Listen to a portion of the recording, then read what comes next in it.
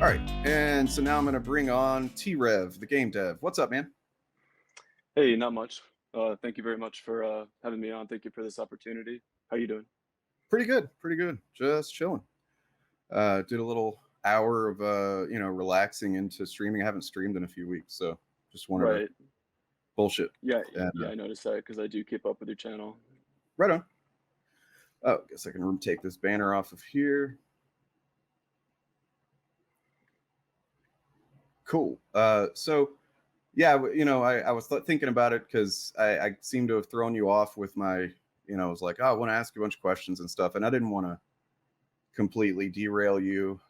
So I kind of figure, if you want to just jump into, well, you know what I'll do is I'll just read off what your issues are before we get started, so that we can kind of the audience can keep us on task too. Um, Sure. Is it okay if I do a quick little introduction? yeah, please do. Okay, so yeah, thank you for this opportunity. I think you have a really great YouTube channel. The production quality is really good, even though I really don't agree with a whole lot that you say. Congratulations on 5K subs. That's exciting. I want to clarify when I say that I'm part of the Fandom Menace. I basically just kind of saw that as the best way to describe like the conglomerate of YouTube channels, basically that appear on Friday Night Tights, like Geeks and Gamers, Nerdrotic, Young Ripa, Heel versus Babyface. Because technically, Jeremy has disavowed the Geeks and Game.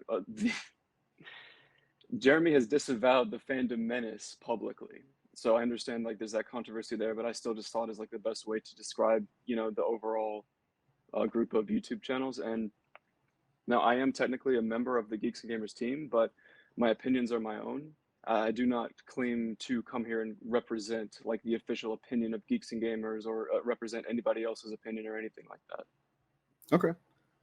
Um, Give me one second here. And it's like, and so I noticed you have a little channel too that like it looks like you do some animation stuff on, or Well, I'm an aspiring indie game developer. I've made 2 games, working on my third one, and the what you may have thought was animation is a trailer for my upcoming game. oh, right on, cool, cool. Um, just you mentioned something I kind of threw me off is like Jeremy has disavowed the Fandom Menace, but he's still in the same circle of people, right? They're still all on Friday Night Tights together. He's still saying the same stuff about Star Wars and Marvel and everything that the Fandom Menace like. So what is really the practical purpose of disavowing the Fandom Menace if like nothing is actually changing about what he's doing?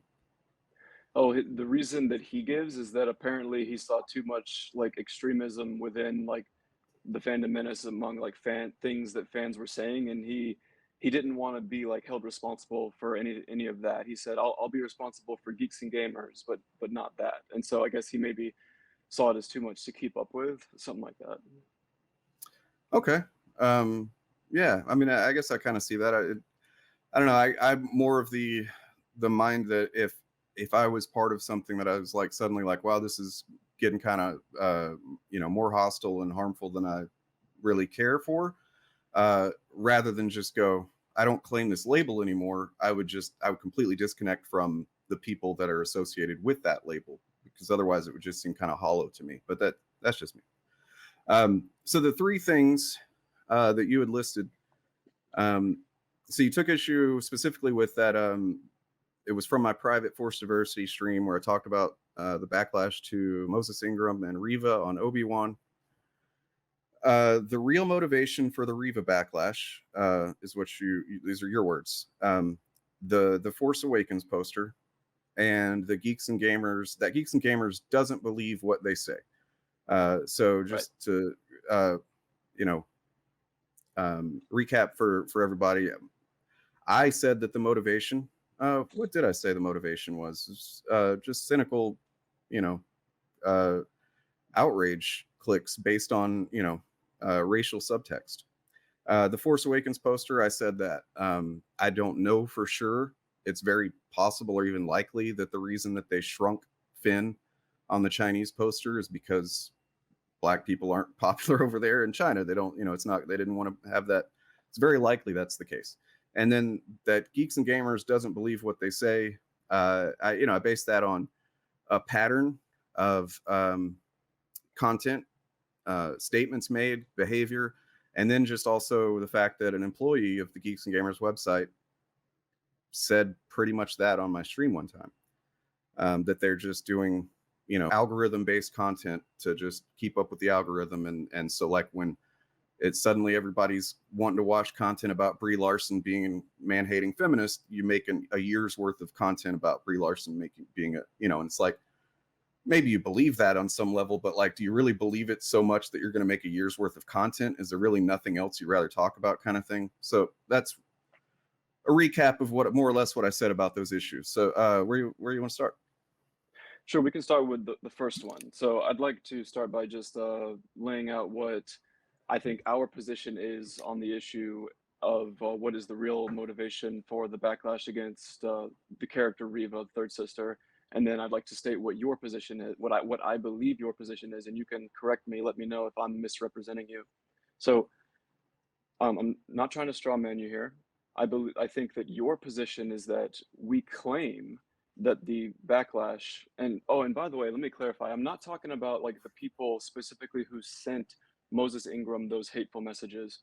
No, you and I definitely both agree that people who sent her those messages are a wretched pile of scum and villainy. No, we absolutely like disavow those people. I'm more so talking about like the broader fan base, like Well, fans so of well, that actually brings me to something I had written down that I wanted to ask about is like, and I even said in that clip that like, if I was of the opinion, that like Moses Ingram sucks as an actor, Riva's a terrible character written badly, which I don't. But if I did, and then Star Wars, as a company was like, hey, stop being racist, I would not get defensive. And it seems like the Fandom Menace broadly, of course, I can't, speak for every channel involved, but what I've seen of them is like a lot of people making the claim that they're attacking the fans. And it's like, if you're not one of those people, they're not attacking you. So that's another example of like that kind of cynical, we're just going to blow it out of proportion and say that Star Wars is attacking the fans when, wait, but you're not being racist. So why are you being defensive about the fans? There's never a point where Star Wars said the entire fandom is racist. You're all racists, right? So like, do you see what I'm saying? What's the point of all this defensiveness? they didn't. True. I'm sorry. Were you done? No, go ahead. Yeah. No, they definitely didn't say all fans are racist. I haven't seen anybody make that claim. And Well, that's Ewan the McGregor implication actually, when people say they're attacking the fans, the fandom, and not which I've seen necessarily. over and over again. Well, then what else would the implication of I, that statement be? just like attacking the fans, that could mean like it's like an arbitrary saying. It could mean an arbitrary number of fans. Any fans who don't like the character Riva, any fans who don't like the character of the third sister. But they're not Because doing they that. said anyone who makes her feel unwelcome, we resist. And like, what exactly does that mean? It's arbitrary. It could mean It's anybody not who doesn't like the no, character. in the context of them in they're specifically and explicitly calling out racism and bigotry and the things that you just said that you denounced of those terrible people. And in the same statement, they're saying people who make it's like the context is right there, man. It's not arbitrary at all. It's actually disingenuous to say, what do you mean make her feel unwelcome when it's like one line below the racism thing? Because If you that's what were it's clearly about. if you Why were am I like why am I not offended? I don't feel like I'm being attacked. And like I said, if I did think she sucked, I still wouldn't, because I'm able to read and include context and go, oh, they're talking about people being racist, making her feel unwelcome. You know what I mean? There nowhere was it said. It's a big extrapolation to say, because they said don't make her feel unwelcome, to you divorce it from the fact that they're clearly calling out racism, and then you apply this context of, well, it's just any negative criticism. That's a big stretch, and I believe it's dishonest, and I believe that feeds into right what I was talking about the kind of cynical content that's like, they don't really believe that. It's just something to get upset about and make, outrage content, which is what the Fandom Menace is being absolutely not. outraged about. Well, would you mind telling me what the Absolutely Fandom not. Menace, what Yeah, is the goal of the Fandom Menace?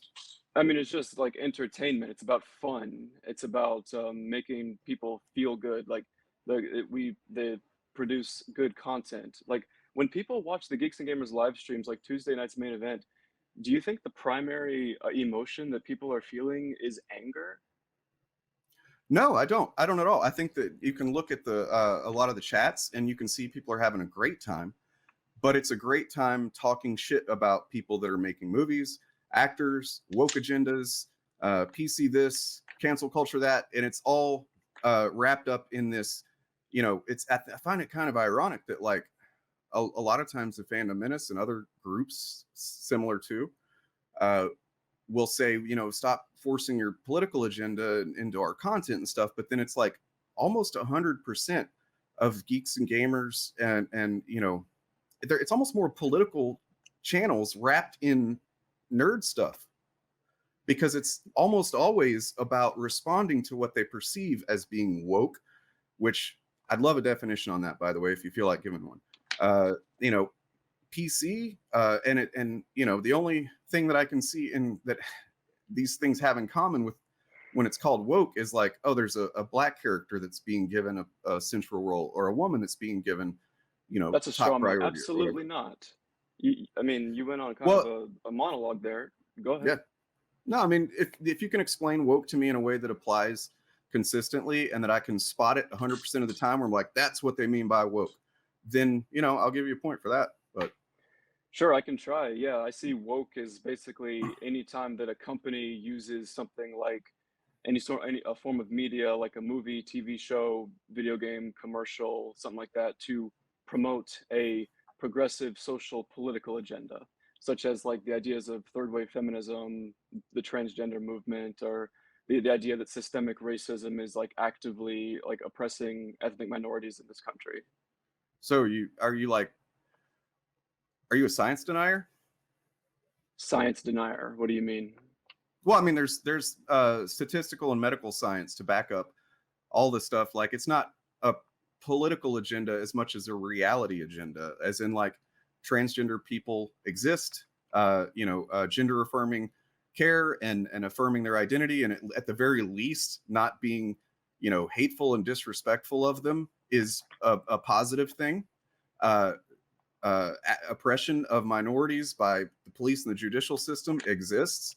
There's statistical data to back this all up, and it's not coming out of some progressive think tanks or whatever. It's like, you know, well respected, you know, apolitical groups that do these studies.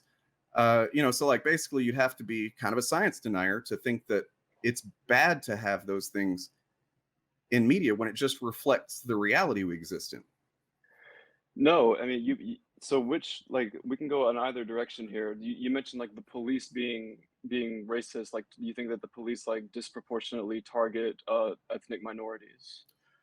So I think that the system, the way the system is set up, is yes. And if you, I don't know if you watched The Boys, but they touched on it. Um, I did a video about the Punisher a couple of years ago. I went real deep into that and did a lot of research myself.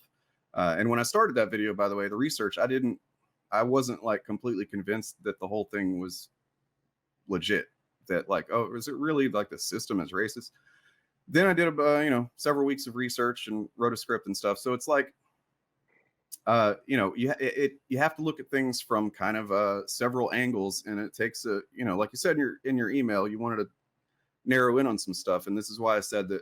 Well, we're probably going to end up broadening out because it matters to narrowing in on the things you want to talk about, right? Like, because if you look at the you know, I mean, slavery happened. You acknowledge that that was bad, and then there was what, a good 100 years of Jim Crow laws where African Americans were not able to, you know, buy houses, get decent jobs. They were basically shunned to the sidelines of society, right? And in the same way that, you know, let's say that I come from money, that like my great great grandfather was rich and passed that money down to, you know, my grandfather, down to my father, down to me, and I get all of the privileges that come along with that money. On the opposite side of that coin would be, you know, the negative inverse of that would be African Americans who just now gained rights in the civil rights movement, and then just a couple of generations later are expected to be pulling themselves up by their bootstraps when there's actually still a lot of systemic stuff in place to make it more difficult for them. You know, and so you end up having ghettos, which is something that happens, you know, not because black people are just inclined to live in ghettos, but because housing is cheaper there. So because they don't come from money and they're you know, historically poor in broad sense, you know what I mean? I'm not uh it's, you can look at the data. They end up in these neighborhoods a lot that and then crime is bred out of poverty. Like that's just a statistical fact as well, historical fact, sociological fact that crime comes from desperation and need in a lot of cases. You know, not like murder and stuff, but like, you know, so then you end up with police in those neighborhoods more than white neighborhoods, and police are looking for crimes to be happening in those neighborhoods more than they are in white neighborhoods. That doesn't mean that crimes aren't happening in white neighborhoods; they are. But because their police are in these neighborhoods being told that this is where all the crime is happening, and they're looking harder for it, uh, they're going to find it. And then some of the police, specific police officers, are racist. I'm not going to sit here and say every single one of them hates black people. I don't believe that. I even believe there's probably some decent cops, I guess, but they're working within a system that doesn't allow for much actual altruistic heroism. So yeah, that's how I see that. And to say that media isn't allowed to depict, you know, or reflect the reality of those circumstances is to deny the way that fiction has always been written for the most part. Like the vast majority of fiction historically is based on reflections of contemporary society. Like Star Wars, for example, George Lucas based it on the Vietnam War.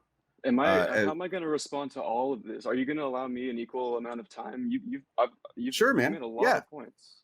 Well, I mean, it's all one point because you were asking about, you know, systemic racism, and that's all one point. And then yeah, you're right. Then I did diverge into media is based on, you know, very often fiction reflects real life circumstances. So what would you say that media fiction should be in, like, never reflect real life circumstances, or what? Yeah, media can reflect real life circumstances, of course. I believe that these narratives that you've mentioned are not true. First of all, you say that like the police, you think that they're actually targeting ethnic minorities disproportionately. That's They not are. true. If you look at actual statistics from the I FBI and the Bureau of I have. Justice Statistics, I didn't I have. interrupt you, man. Well, no, you're going to need to, I mean, if we're going to talk about statistics, I'm going to start bringing up statistics, dude. But yeah, go ahead. Yeah, well, if you look at You're not what here's the thing. I'm not going to let you on my channel to spout fucking misinformation. That's what's not going to happen. We can talk about the Fandom Menace, but I mean, if you're going to start saying stuff that's just patently untrue and that like the vast majority of people know is untrue, then you're going to need to bring some receipts. sure. Yeah, I'll try to send these send links like if I can find them, but I'd have to like go through and refine like the links of like what I've read in the past. But I've looked at the Bureau of Justice Statistics and FBI crime stats in the past. Turns out that uh, African American individuals are shot or account for 37% of police shootings. Now that's a disparity because they are only 13% of the population, but Right. it's not a disparity when you account for the violent crime rate coming from that community, which is also 37%. Now I think it's fair that when a certain demographic commits a higher percentage of violent crime, they're going to wind up in police shootings more Mm. often. So Now, you're not factoring in the history, like the fact that this is generational crime, and that there are entire generations of black people and brown people and, you know, white people too. But we're talking about people of color right now that are born into scenarios that already existed and are never given an opportunity to get a leg up because they're just born into poverty, born into crime, and very often don't know very, you know, like much different. And you know, and the fact it's, am I saying that crime that you know, the crime that exists in African American communities or whatever is good, or that it's excusable? No. But I'm also saying that it's a systemic problem. That's, you know, it's not, you see, you're implying that the problem is black people. The problem is no, the system. absolutely not. I never said that. That's a straw man. It's a mischaracterization. One of the main problems that we have with you guys is that you're throwing these false accusations at us I You're believe not. that I've I looked at mean, a lot of statistics, and that's what my arguments are based on. okay. Well, I mean, I'm not gonna sit here and check your numbers on that right now. But I mean, the fact is, I could email them to you like afterwards, and maybe you could do like a post debate stream, look through some of my sources, I something might do like that that. myself. I mean, Because like, yeah, yeah, I know exactly what I you just mean. think It's it's like, funny. I'm sorry. I'm just kind of caught up on the fact that you keep using straw man when it's like, man, I've seen the Fandom Menace's content, dude. Like, it's nothing but thought terminating cliches and let's fucking talk straw about men. strawman. Let's talk about strawman. When you mentioned if you want to pull the direction back to Star Wars, sure, let's do it. When you and I promise you, man, I do have respect for you, and I'm trying to be civil, but I mean, these are highly emotional issues, and yes, you and I are both going to get passionate about it, but I believe that you are standing up for what you believe is right, and I admire that, and so I'm really trying to not like, lose my head. But in terms of what your comments on the TFA poster, you looked at that and you characterized our position as it's quote okay to be racist Wait, did I because of wait? I what don't Lucas. hold on. I don't think I mentioned the Fandom Menace in that, did I? Or is the guy that I was talking about his specific Twitter account? Was that guy Fandom Menace? I thought that yeah, I thought that that's what who you were arguing towards is like Fandom Menace in general, geeks and gamers, like a broad group. That was So our argument. Like it's okay so to be I'm racist kind of because of the. well, I'm kind of getting two different things from you. So at the beginning you said that you don't necessarily what was how'd you put it? That you don't necessarily see yourself as like a big part of the Fandom Menace. You just are like a fan of several of the channels, and you basically named like all the biggest ones. But then when I'm not talking specifically about the Fandom Menace, which I didn't in that moment, I know I did at some point in that, but in that moment I was looking at a specific tweet of a guy who was saying this, and I said that I've seen other people say it, but I didn't say the Fandom Menace in that moment. I didn't say Geeks and Gamers, and I don't remember who that guy was, but I know he wasn't someone I've heard of before. So unless he's part of the Phantom Menace, then I didn't know. But yeah, I was not saying that that was the Phantom Menace's position there. I said that anybody who's taking this poster as, and Star Wars saying, "Hey, don't be racist," and then people responding, "Oh, but what about this poster?" Like as if that's an excuse for the shit that Moses Ingram was getting. That's what I was talking about. And I would say that's a straw man because we're Of what? nobody, no prominent of our position because no like prominent Dude, YouTuber on our side. I didn't even please try to fucking follow, man. I didn't say any prominent YouTuber. I was talking about this guy or anybody else who's saying that. And anybody else could be if anybody. If it's not you guys, then I'm not talking about you guys. I don't know if anyone from the fandom from Fandom Menace used that poster as a oh gotcha. I don't know. I was talking about that guy and then the random other tweets that I saw that I didn't make note of who the people were. So you're arguing in favor or against something that I didn't specifically say about the Fandom Menace. And I find that Okay, interesting that you're actually, kind of took that from it. Really. We can pull up the yeah, clip if you want and I can show you. I trust you. I believe you. When I watched it based on the wording, I truly did believe that you were generalizing when you I mean, said that. I understand that based on my content and the fact that I do talk about Fandom Menace, as well as Comicsgate and stuff, that it might be easy to think that I'm 100% always talking about those groups when the focus of that content, forced diversity, is to talk about generally toxicity, I'm not just anti Fandom Menace and anti Comicsgate. I'm anti Yeah, those things because they are the most prominent groups associated with the type of gatekeeping and a lot of times bigotry that I see. Um, yeah, absolutely. But by the way, one of the most clever names of all time, forced adversity. I oh, was really thank you. disappointed when you changed the name. Honestly, I was like, oh man, it's going away. It's still around. It's still going to be doing it. Probably if I release some clips from this, it'll be under that banner. But yeah, I just didn't want to. I didn't want my fandom to be defined by trying to debunk that stuff all the time. I've said it before, but like it had gotten to the point where I would be watching something and I could just hear what one of you guys would be saying about it before you even said it, because I've heard it so many times before. It's just such a clear pattern where it's like, oh, this woman's got a a big character arc in this movie, so this is going to be woke.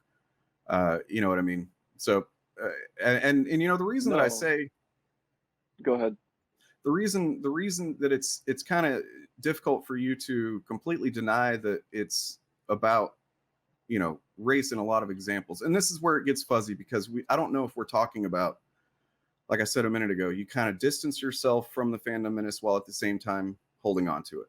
And so I'm not sure if we're talking about specific channels, I just creators, people. Um, so all I can do is talk about it in the broad sense, right? Like, That's really all we can do, because even back when Jeremy did associate with the Fandom Menace, it was still seen as like this vague concept, well, and like that's and it's hard that's to.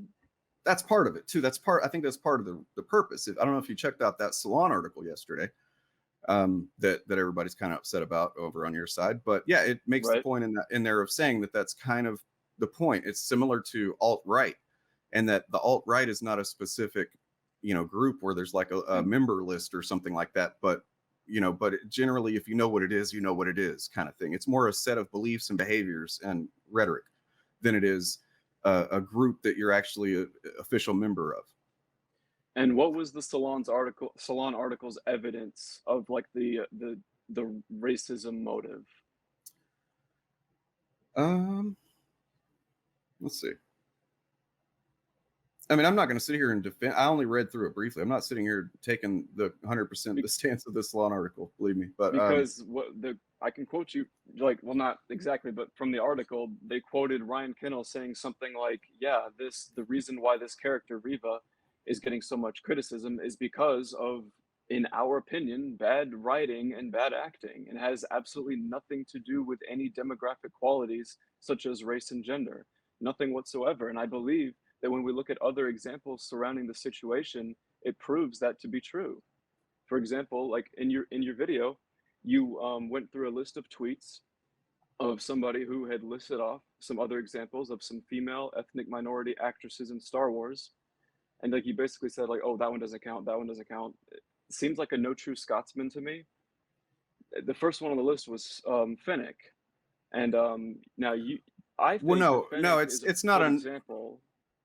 sorry, it's not a no true Scotsman, because one of the main things that I saw coming out of the Fandom Menace and others was the bait and switch phrase. You know what I'm talking about? It's bait and Yeah, switch, bait and switch. Heard that a bunch of times from right before and then after Obi-Wan began. That it's a bait and switch. It's not really about Obi-Wan. It's really a show about Reva. You agree that happened? That was said a lot. So that's specific to Obi-Wan because the character had a shitload of screen time relative to the main character, title character.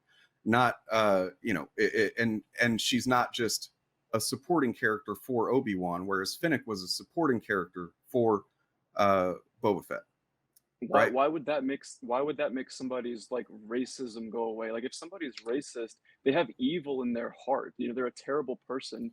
Well, It's a then what very was serious accusation, and like it's not why I mean why no, I would don't that's not the I don't think that's it at all. I think you've got a really weird, like, that's just a flawed understanding of racism. Racism is not an evil. I mean, it is in a broad, like, the effect of it is technically, I suppose you could call it that. But when what we're talking about with racism is a set of biases that are unchecked that we act upon and speak upon without being mindful of them or questioning them or even being aware of them. I grew up in a very racist, bigoted area, and I used to have some pretty fucking racist, bigoted ideas because that's what I grew up in, and I didn't know any better. Like the N word was used freely in my home by my father and stuff. the- it's But I got older and started saying, oh wait, that stereotype that I thought was I just took for granted is not true. And eventually I worked through that stuff, and I probably still have some biases that might come out at some point and will be kind of cringe. But it's like, I also respect my friends and my community enough to go, hey, dude, it's not okay. Like, here's why. And oh shit, yeah, I didn't even think about that. Racism's not what I get that sense from a lot of people on the right a lot, that they like to be called racist is basically be called Satan or something like that. And it's like, no, man, it's just a set of biases or unchecked beliefs or whatever. And then in the worst cases, it's whenever you are aggressively defensive and like even prideful of those beliefs and biases, but like, you know, I don't know what's in the That heart would of be, Jeremy. All I can do is study the patterns and the overall, you know, vibe of the and content, you know. I believe the patterns prove that claim to be false because racism, I believe, like I was disagreeing with everything you said up until the very end when you said if you're prideful in it, then I agree that that part would make you racist because I Well, believe I that mean, the you intent can disagree, is but you're wrong. We're Dane, just white. I We're let you white go guys, on dude. and on. I let you We're go on and white on. guys. I Yeah, let it's you my go channel. on I and can go on on. and on. Sorry. I mean, when you're saying dumb shit, I'm going to interrupt you. I'm sorry. Just it's the I way it feel like is. I've been pretty respectful so far. Well, I mean, when you're incorrect and I'm correct, you should, you know, just acknowledge that. Instead, that's not respectful when you're That doing that. Look it up. I'm I, we're not looking. basing the we're not looking at the definition of racism based on your feelings, man. We're looking at it based No, it's on, not based on anyone's feelings. What is an ism? oh god What damn, is dude. We're not gonna dig into bullshit like this, man. Come on. an ism? Is a conscious belief, a philosophy, a doctrine, an idea. It's something that you consciously believe in your mind with intent, or a practice, like something that you consciously believe. That's what an ism is. There's no such thing as accidental racism. Okay. All right. Barbarism. Back in the times of barbarians, right? Do you think that barbarians were like, I am a barbarian, I'm going to go do barbarian stuff all day because that's what barbarians do? No, it was just the way they were. So you're wrong. I'm looking at, If you were I to mean, talk to them and say, "Hey, this thing that you're doing now, this is barbarianism," they say, "Oh yes, oh, I didn't know that that's what it was called. Yes, we are." But if you go up to somebody who's being racist and say, "Hey, you're being racist," okay. and they So would so then check this now out. they're aware of it. Definition of ism. You wanted to get into this. I'm sorry that you steered me down this road.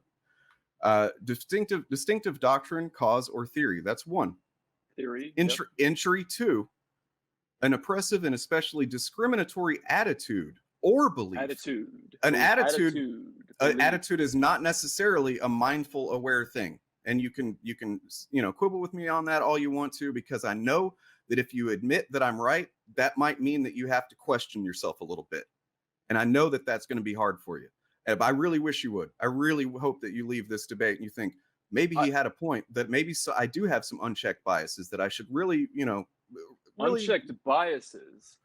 yeah, That's a more valid thing you can say. You can I say said that. unconscious bias, like That's what I unconscious said. bias. That's not the same thing as like racism.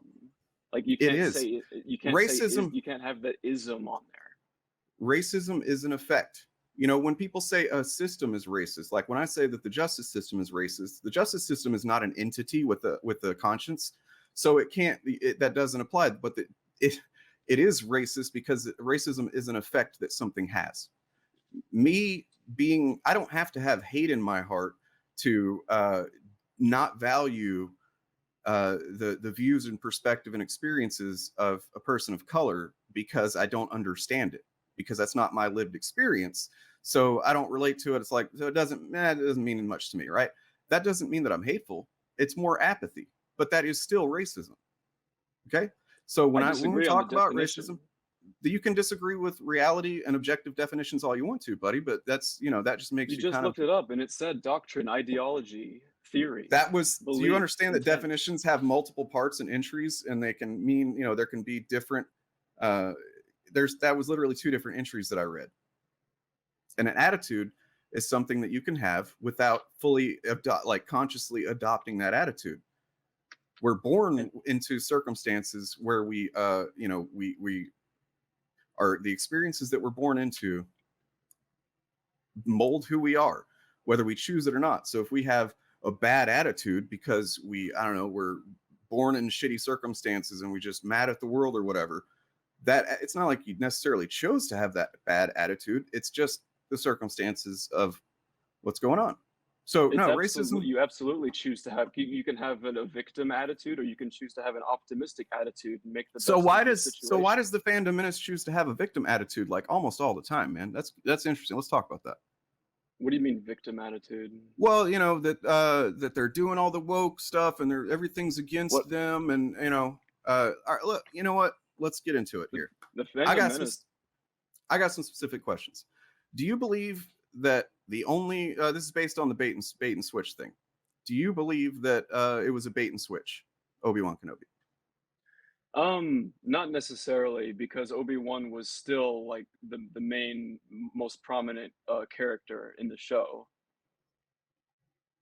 Yeah, he actually had 3 times more screen time than Reva did throughout the series. Hmm. So I looked that up. Let's see. Okay, so I'm a problem solver.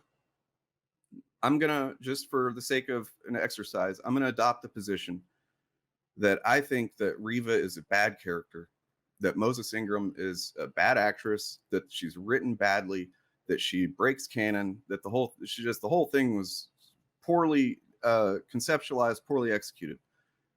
What do we want to do about it? What is our goal? Do we want Star Wars to cancel her upcoming show that was announced? If that was the position that I imagine that a fan who holds that position would be happy at the thought of a show starring her being canceled. So if you and I had a Fandom Menace channel together and we were like really mad about Reva, what would be the goal of our content, to kind of make our voices heard enough to where Star Wars would go, oh shit, they really don't like this character. We shouldn't use her anymore. I don't know that there's necessarily like a goal in mind. Like the goal is just like entertainment, just to talk about like our opinions of this topic. Don't you think that kind of absolves us of any consequence of what our our content might cause? So the reason I'm asking this is because there were people that got upset about Gina Carano, making light of the Holocaust and so on, and I think Fandom Just Menace like is Pascal did, yep. just like Pascal did. No, not just like Pascal did. It was He not the same tweeted thing. that And he for tweeted one that thing, picture.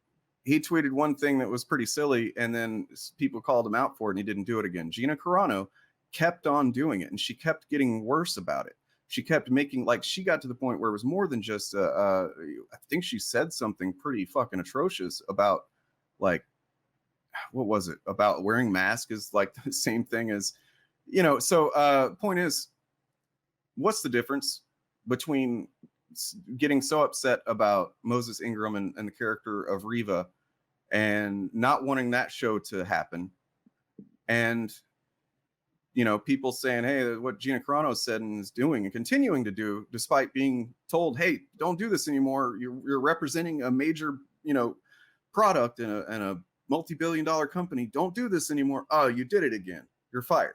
Like any other person would face consequences in a job for getting fired. But I mean, isn't this just cancel culture, what we're trying to do with Reva and Moses Ingram? Or do we No, just not, we don't think that far about the consequences, or what? no, it's not cancel culture, because cancel culture is typically based on like somebody losing their job and their prominence based off of an opinion that they had. And like Riva getting like canceled due to like, no, she wouldn't get canceled because of like fan backlash. That's like, it's more like, for example, there was a lot of fan criticism of Jar Jar after episode 1, so there wasn't as much of him in episode 2. There's a lot of There was a lot of racism too. fan criticism about against Ahmed Best. Yeah. I remember his complaints being more specified towards the media, but I'm not too knowledgeable on that. I know I that was he You faced a should look it lot up, of. man. He definitely, like, let's see, there was a I Yeah, actually I can have a look it up afterwards. But then there was Kelly Marie Tran, the character Rose, got a lot of backlash. By the way, Jeremy spoke out against the criticism and the hate that she received on social media, and but yeah, a lot of fans criticized the character Rose, and as a result, there wasn't as much Rose in The Rise of Skywalker. And so that's not cancel culture. That's just them listening to the fans. And I actually think The so Rise of Skywalker. Go ahead. well, I mean, are you a capitalist? Yeah, I think that capitalism is probably like the I think a mixed market economy is probably the best way, because I understand certain social safety nets are Sure. necessary. I understand that, I but mean, for the do most you part, believe yes. that do you believe that companies should be free to run their businesses how they want, to like the best of, that their bottom line is the most important thing, and they should be able to make choices that benefit their brand and their bottom line and so on? For the most part, yes. Now I understand it gets into a nuanced position, like, oh, what if the company starts like sending their, I don't know, sending their employees out to kill people? And like, okay, then No, yeah, no, we no, shouldn't. I obviously, there's no, yeah, like any certain limitations, no but reasonable person. But I for the mean, most part, what you said, yes. when it comes to the cancel culture thing, don't you think that a company like Disney, if they believe that a high profile actor in one of their high profile projects is repeatedly posting like, Holocaust revisionist stuff and making light of Holocaust at the same time diminishing a global pandemic, and the safety measures that, you know, are were encouraged to be taken, don't you think Disney has the right to go, okay, we can't have this person representing our brand anymore? Do they have the right? Yeah, and we have the right in true capitalist fashion to dish it back to them by not buying their products. Yeah, but But do I and yet, believe they have the right? so Yes. so no, none of the Phantom Menace stopped buying or consuming any Disney products after Gina Carano was fired. It's a case by case basis. Like Hmm. we always say, we're not going to tell people what to do with your money. If you want to stop buying it because of that, go ahead. If you want to keep watching, go ahead. But do I believe they have the right to do it? Yeah. Even though I disagree with it, yeah, they have the right.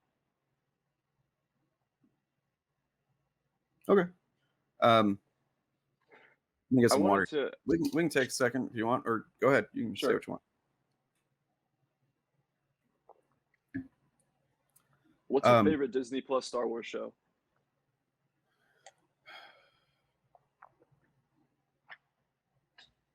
um, they're I'm all guessing kind. you like all of them, like they're high up in your mind. I mean, they're all. I mean, look. So this is where, even in my community, some of my audience struggles, seems to not fully understand my perspective on this stuff. Uh, I mean, yeah, I mostly like them. They're kind of, all of them are a little bit uneven in various ways, but I don't believe that my opinion is the most important thing. I don't believe that my opinion is, uh, if other people are enjoying it, then I tend to just be like, well, you enjoy that then. You know what I mean? Like, I'm not going to try. And that's what I think gatekeeping is. And that's what I think toxic fandom is whenever, okay, I fucking think, let's say I think Boba Fett sucks. It's a terrible show. I don't. It had its ups and downs. But let's say I think it's terrible. And then I see people like, oh, Boba Fett's good. And I'm like, oh, fucking Boba Fett sucks. And you suck for liking it. You know what I mean? Like, why am I doing that? Like all the Why? What? prequel haters, all the prequel haters for years. Do you consider them like anti fans or toxic fans? Yeah, yeah. Basically, anybody like you're, this is where you want to talk about straw man. I see this coming from the Fandom Menace broadly. I'm not going to name anyone particular because, but I've just, and I know you've seen it too.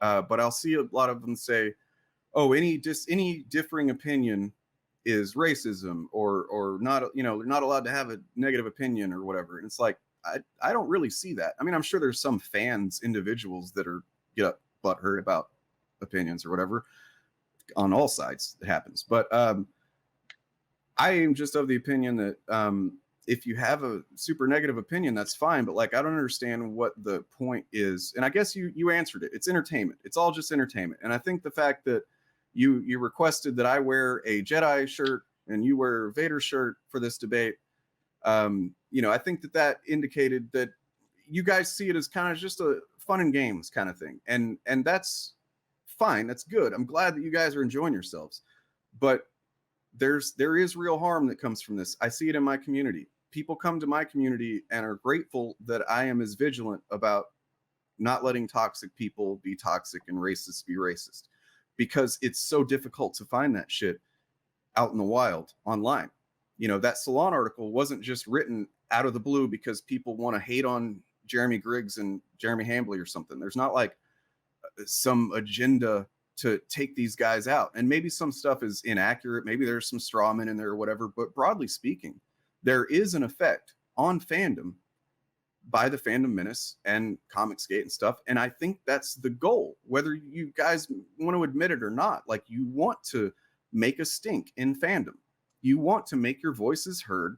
And maybe you don't mean to be negative, but you're not really questioning the effect of what you're doing, which is, I just, kind of proved that a minute ago when I asked you to run through that exercise with me. What's the goal of us doing this? And you're like, I don't know, there's not really a goal. It's just to entertain. Okay. But if our goal was to entertain and we just wanted to have some killer robots, and drive them around through a busy city street or something like that, we have to think about those killer robots and how they're going to be slicing people up or whatever the hell. It's good to want to be entertained and have fun, but like there can be an effect. And even if there's not a bunch of unchecked, unconscious bias, there's not a bunch of hateful, like I hate black people type stuff going on. If I'm giving benefit of the doubt, there's still the fact that nobody's really considering these other perspectives that aren't, like the Fandom Menace is the vast majority. And I understand there's a couple of differences. Straight white cis men, which I am. And Geeks and Gamers is very diverse. This is something I wouldn't say very. Yes, we're pretty ethnically diverse. You look at Tuesday night's main event. You look at Friday Night Tights. You look at all the different. I know you've got an Asian woman. I know you've got Eric July. But I mean, like the vast majority, and it's and I'm not. Do you think those people are all self-hating? Not necessarily. No, I don't think that. I think that they just aren't concerned with the broader effects of the content that they're doing on other people that identify the same way as they do. I think that because they're part of that group, they're protected from it, and probably whether it's conscious on the part of all the white dudes or not, they're being used as tokens. They're tokens, and because what happened whenever I mentioned how broadly cis male and white it is, the first thing you did was, well, we got some, look at the diversity we got. You don't have to, like, there's nobody on the left in any groups on the left that are going to have to defend. And another thing is, let's point out we're not the ones throwing those false accusations.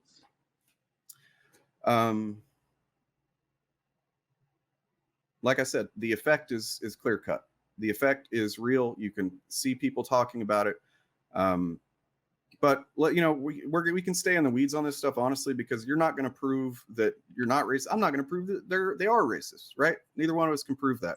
So I just want to go through a couple of things. Let's see. Why does the MCU get called the MSHU? Yeah, mostly because of the direction that it's been going, and all the just priority on like female characters that has come in recently, and like you got like the most prominent one was Captain Marvel. Brie Larson called it an activism movie, and of course, like we spoke out against how she said that she doesn't care about like the opinions of white males, and she wanted to make sure that her press tour wasn't overwhelmingly male and white, and that's discrimination. We're against all forms of discrimination. Now, I haven't watched anything Marvel since Endgame, but overall that's why they call it MSHU. There's because like this perspective that it seems to be just like there seems to be like this like a feminist agenda within these companies. Like I definitely think there's a woke feminist agenda at Lucasfilm. Okay. Well, let's stick on Captain Marvel and that whole MCU thing real quick, because so you call it discrimination, and discrimination, yeah, I guess technically it is, but discrimination doesn't have to have a negative value judgment added to it. We often think of it that way, like racial discrimination is bad, gender discrimination is bad. You know what equity is? Mm-hmm. So when you have, I don't know how many movies, 18 prior to Captain Marvel that were like, I think almost all of them centered on a male lead character. Was that not discrimination? Was that not discriminating against women? Or would it be more accurate to say that by finally putting a Captain Marvel movie out and having it represent a woman's perspective more, that it's just being equitable? When I mentioned discrimination, I was only talking about those quotes from Brie Larson. I didn't say that the MCU is discriminating against men or anything like that. I never said that. Well, I mean, we're talking about the MCU, so I'm trying to understand why it is that's called that so repeatedly by Nerdrotic, especially, who you said you were a fan of. Hmm. Yeah, and I told you that that's the reason. That there seems to be like a huge like emphasis on like just prioritizing female characters apparently, but Why is that bad? yeah, I'm not as knowledgeable on like MCU. Why I is mean, what you bad? don't. Why is it bad to? I mean, for one thing, there's still shows and stuff being made about men. It's just now there are more, maybe about the It's same like amount of on females. And why is there's that bad? nothing wrong. No, There's it's actually not. more women. There's more women on the earth than men, right? So like Yeah, based on reality, you would think there might be more. So I mean, it's kind of like more there's discriminatory nothing in the wrong. other way. There's nothing wrong with like having like lots of like female leads. Like we like strong female characters. There's nothing wrong with it. The You problems do? that we have is when it seems that like feminism is prioritized above like the story or above the lore or something like that. But can you give me an example of that? In terms of Marvel, no, I didn't really like think much about Marvel. Like I'm not really sure why you're asking me about Marvel. Well, because that's all. I mean, we're talking about the Fandom Menace, and they talk a lot about Marvel. Uh, we'll stick to Star. Can you give me an example of Star Wars prioritizing feminism over story or character? Sure, there was an event like Fortune Most Powerful Women that Kathleen Kennedy spoke at, and she talked about how like one of her quotes, she said, "I have tons and tons of men coming to me all the time who want to work on Star Wars and barely any women." And then she goes on to say, "Half of my executives are women and about 75% of the story group are women." J.J. Abrams said, "Anybody who doesn't like The Last Jedi are intimidated by strong women." I Ryan agree with that Johnson actually. said, Giant, I mean, Ryan Johnson said, "There's too many white men in Star Wars," and he called critics man babies. There was a quote from an executive, Lynwen Brennan, who said, "75% of people in the visual effects team at Lucasfilm are men, and that's unacceptable."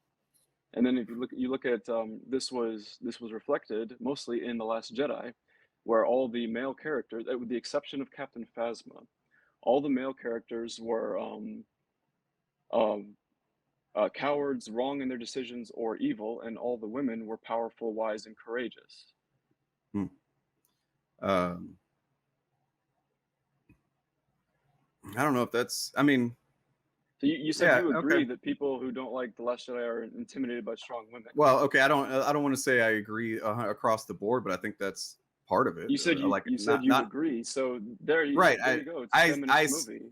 I said it, I snarkily said it, but like, no, if I want to get into the details of what I believe about that, I believe there's a large, there's a lot of reasons why people don't like The Last Jedi. And some of them I understand as a lifelong Star Wars fan.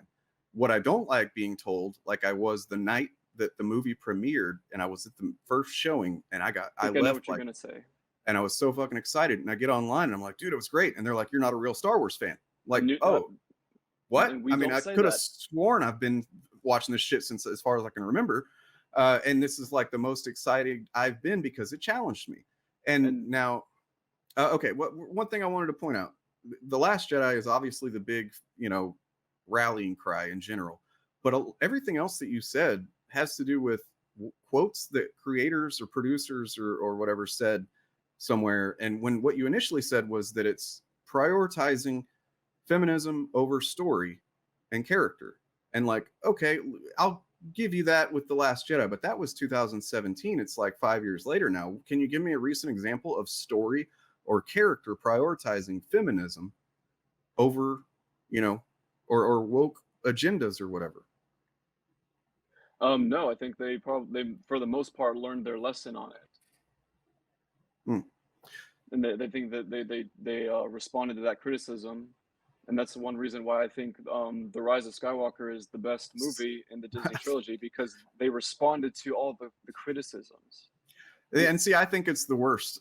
Like, it's such a like disappointment to me. he- Um, here's one thing that I didn't like about it, and that here's what I disagree with Jeremy on this. He always complains about how Rey should have been like somebody prominent, like oh she should have been a Palpatine or a Skywalker or something. I like the fact that she was a nobody because I'm I a did too. nobody.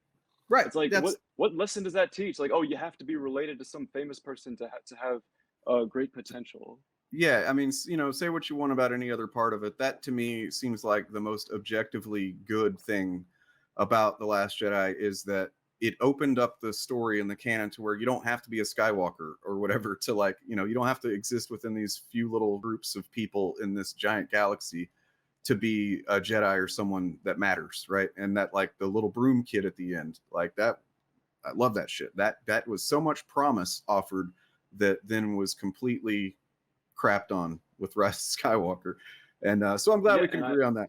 and I blame Kathleen Kennedy, not necessarily feminism for this, but the fact that she didn't give the entire trilogy to the same writer. She gave it to one guy, said, "Here, you do the first one," and then hand it off to this next guy. Like Ryan Johnson says, "Okay, this isn't how I would have started it. This isn't how I would have taken this, but I'll try to do my best." No, I mean I can kind of agree with that. I mean I understand that it's easy to Monday night quarterback or whatever, right? Like so it probably seemed like a good idea to because the original trilogy was not all done by the same people. And then the prequels were all written by George Lucas. And you know, I like them a lot for a lot of reasons, but I can also see some flaws in the prequels as well. So I understand the gamble of saying, let's have somebody do each one of these. You know what I mean? Like kind of have a different vision. But in hindsight, it's really easy to go, man, if they would have just had the same creative team or at least the same writer on this, then it could have been such a more cohesive trilogy. Sure. But I mean, that, you know, that doesn't scream feminism to me. So, That well, part, no. something I wanted to mention while we're talking about The Last Jedi, actually. I want to get your take on this.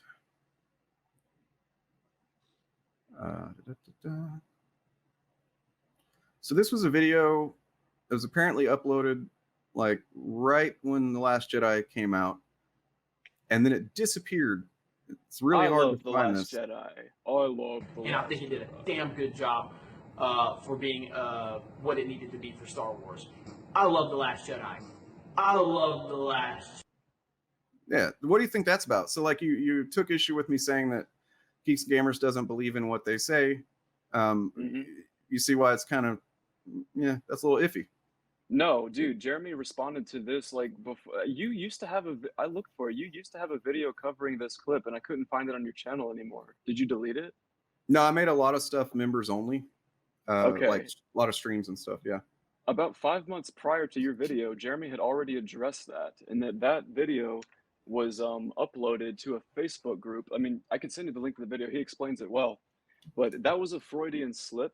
He meant to say, "I love The Force Awakens." Hence why when he said, "I think it did a damn good job of what it needed to do," that what it needed to do was talking about pulling the fan base back in and reestablishing Star Wars. Well, shit. That clip. All right. If I give that to you and I say that's all right, if I say that, then that makes me uncomfortable because I actually really agree with that. So, but what about this is from Ryan Kinnell. You're changing the subject. Hang on. I just wanted to. Okay, we can. I just said if I give give you the benefit of the doubt that that's what he said, then that's what he meant to say, and I agree with him on that. If he's talking about The Force Awakens, I agree. Yeah, he's always liked the Force Awakens, and he's very public about how he initially liked The Last Jedi, and then changed his mind later. It was like the initial excitement, and I was the same way about The Force Awakens. Is that I loved it, I liked it at first, but then I realized like I was just overly excited, and then as time went on, I looked back on it with a clear mind. Yeah, this is just a copy paste of New Hope. So changing the subject, just wanted to get back to this because I had some examples, and I feel like we just gloss over certain things that I wanted to discuss, whereas I've had to kind of go into detail about the issues you wanted to discuss, and we're not really getting to. It's Star Wars attacks fans again. You're all racists. It's hyperbole. Right. But do you understand that hyperbole creates an atmosphere, a mood? It creates, and that there are a lot of people who don't engage with media very critically, and they just see this and they trust you. Well, I mean, not you, I guess, because you don't make content, but like Jeremy and stuff. Like there are kids, young people who see them as, respectable, even figures that they should look up to, aspire to be. And when they're putting out like kind of just intentionally outrageous, borderline dishonest, content like this, and saying that they're attacking the fans. And I can, you know, I'm pretty sure that if we watch this Ryan Kindle video, he's actually saying verbatim that they're attacking the fans. I've seen several clips of different Fandom Menace people using that phrase. They're attacking the fans they're calling them all racists, but No, they not never all. did. They never did. No, well, they're not if going out of their anybody, way. I think you're in a bad position to be defending all these guys. if honestly. Ryan or Jeremy or anybody said like all, then they were wrong when they said that. I never said that, and I'm sure like anytime they've been wrong, I've seen them go back and correct themselves on many issues. But this is just hyperbole. I don't think people look at the thumbnails. Like, people exaggerate their thumbnails. When you watch the actual video, I'm sure he'll show the actual tweet on the screen where it's true, they did not say all. I understand that. And if anybody said all, then they were wrong. But I haven't seen anybody on our side say it. But if they did, then yeah, they were wrong. So this is just the other day. This doesn't come across as kind of cynical, and, you know, I mean, not just assuming that he does believe everything he's saying. Doesn't this kind of come off more like he's more interested in making money off of what Disney is doing than actually being interested in like, I actually want the content to be better? It's like, oh, Bob Chapek's going to still be with more money. Thanks, Disney. Like, that's kind of cynical and kind of shitty. Like, that's not a good representation of someone who wants a healthy fandom and wants the content to be better. He's just looking forward to more cash. No? I'd have to ask him what he means by that. It's possible, but I mean, how does that like mean that he, quote, like, doesn't believe what he says? I mean, it implies that he's more interested in making money, which he's said several times, monetize your haters and so on and so forth. Like, That's Ripa. Okay, well, but then the you know, as Lyndon said on my channel when we talked about the year's worth of constant Brie Larson content, it was all just done because he knew that would get clicks and make money. And it's like, no, he did not say that. That's what Lyndon said. And no, you asked him, why did it turn into this huge tirade of so many videos? And hey, guess what? I agree with you that they took it too far. The Brie Larson thing. I'm trying not to be an ideologue here. I promise you. I agree with you that I would have not taken it quite that far. However, when he said using the algorithm, that you'd have to like take issue with every YouTuber ever who has ever tried to use the algorithm to grow their channel and grow their fan base and spread awareness about the issues that they have with the entertainment industry. And also in that video, the one where you talked to Lyndon, you said, I make videos based on what I actually believe. And the timestamp for this is 1815. At 1815 in that video, Lyndon said, pretty sure he believes that too. So how do you take those quotes using the algorithm and pretty sure he believes that too, and leap all the way to they don't believe what they say? Well, because you're having your cake and eating it too here. You're saying, you just said, I don't agree. I think they took it too far with the Brie Larson thing. So you're kind of just forgiving and dismissing the core of my point, which is they made a year of content out of a couple of pretty innocuous statements that an actor made and started calling it, you know, not just Brie Larson, but the movie is feminist and the movie's going to be terrible and all, you know, whoa, MCU. And like, it's one thing if you're just talking about Brie Larson, which I know he did. But there was also the movie is going to bomb. Everybody was saying it's going to bomb. And then it made $1 billion. And nobody ever corrected themselves. They weren't like, oh, I guess we were wrong. There's actually a large audience for this. Nobody ever. That's another thing about the Fandom Menace. It'd be one thing. It's one thing to speculate and say, oh, this movie's going to be terrible. Nobody's going to like it. But then when the movie comes out and breaks records, nobody's ever like, oh, shit, my bad. You know, you just kind of move on. Or you focus on. Happened with Shang-Chi back when it turned out that, you know, the Fandom Menace was like calling him out for basically disavowing and dismissing all the amazing Asian martial arts legends of the past, and then they called him out for that. And then turned out that Shang-Chi was actually doing pretty well, and then he roasted them on Twitter.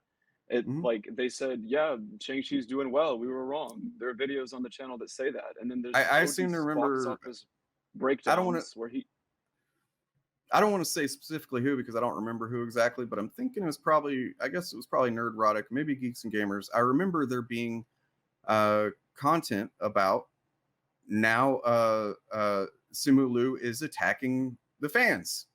Sounds familiar, right? There's a whole lot of repeated things going on, and it's all hyperbole. And, you know, like you agreed that it's hyperbole, even if we're saying it's all just hyperbole, right? It does contribute to a pattern of behavior of hostility and playing the victim.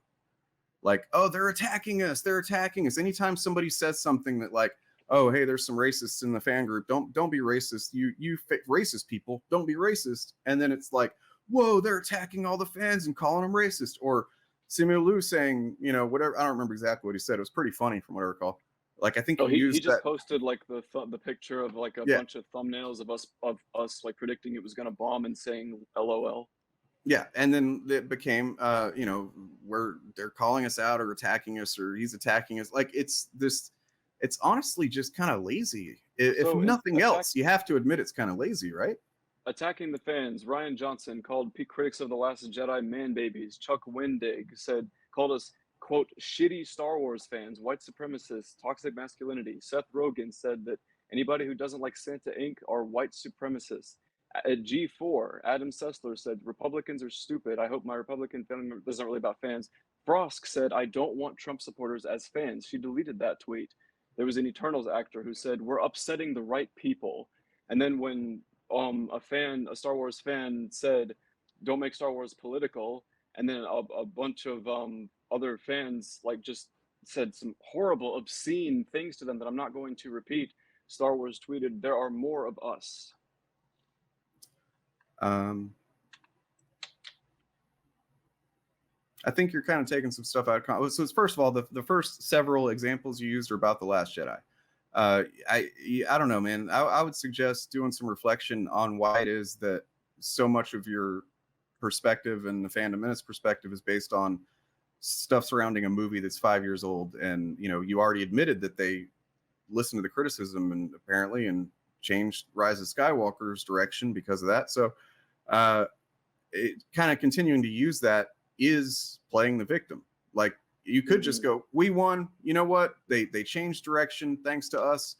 We're awesome. We're Fandom Menace. We kick ass. Gina Carano. The Gina Carano thing is like no, the primary motivator. She wasn't canceled. She was fired by Disney because of her actions, which can happen to any one of us at any normal job. Now, I don't remember like any case of like them telling her to stop and her repeating, like doing it over and over again. Well, I mean, I'm sure you have to, like, come on. It's not like they have those conversations publicly. Like she probably was. I mean, it's pretty safe to say there was probably, based on what I understand about how Hollywood works, that there was probably a dialogue happening. There's no way she was completely oblivious to the fact that what she was doing was bordering on, and then at a certain point, stepping over the line of anti-Semitism. When you have a large group of Jewish people saying what you're doing is anti-Semitism and you're Holocaust revision or minimizing and so on, and then you keep doing it. And so they don't feel the same way about Pascal tweeting out "kids in cages" 1941, "kids in cages" 2018. That no, wasn't like, because that's two different Jews. Because that's two different scenarios. It's actually kind of similar. Yeah. But they were both, Carano and Pascal are both making similar points, like comparing, no, they weren't. Basically comparing the enemies to Nazis. No, they weren't.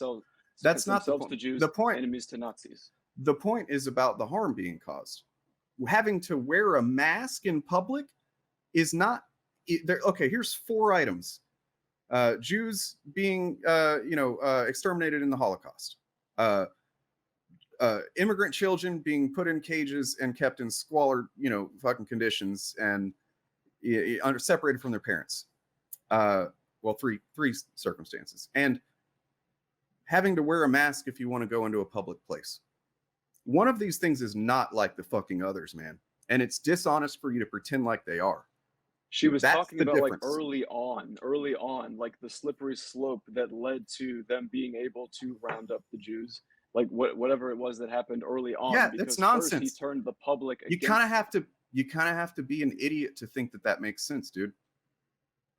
If you're not understanding like my explanation here, it's like I'm understanding. I just think that you have to be an idiot to think that makes sense.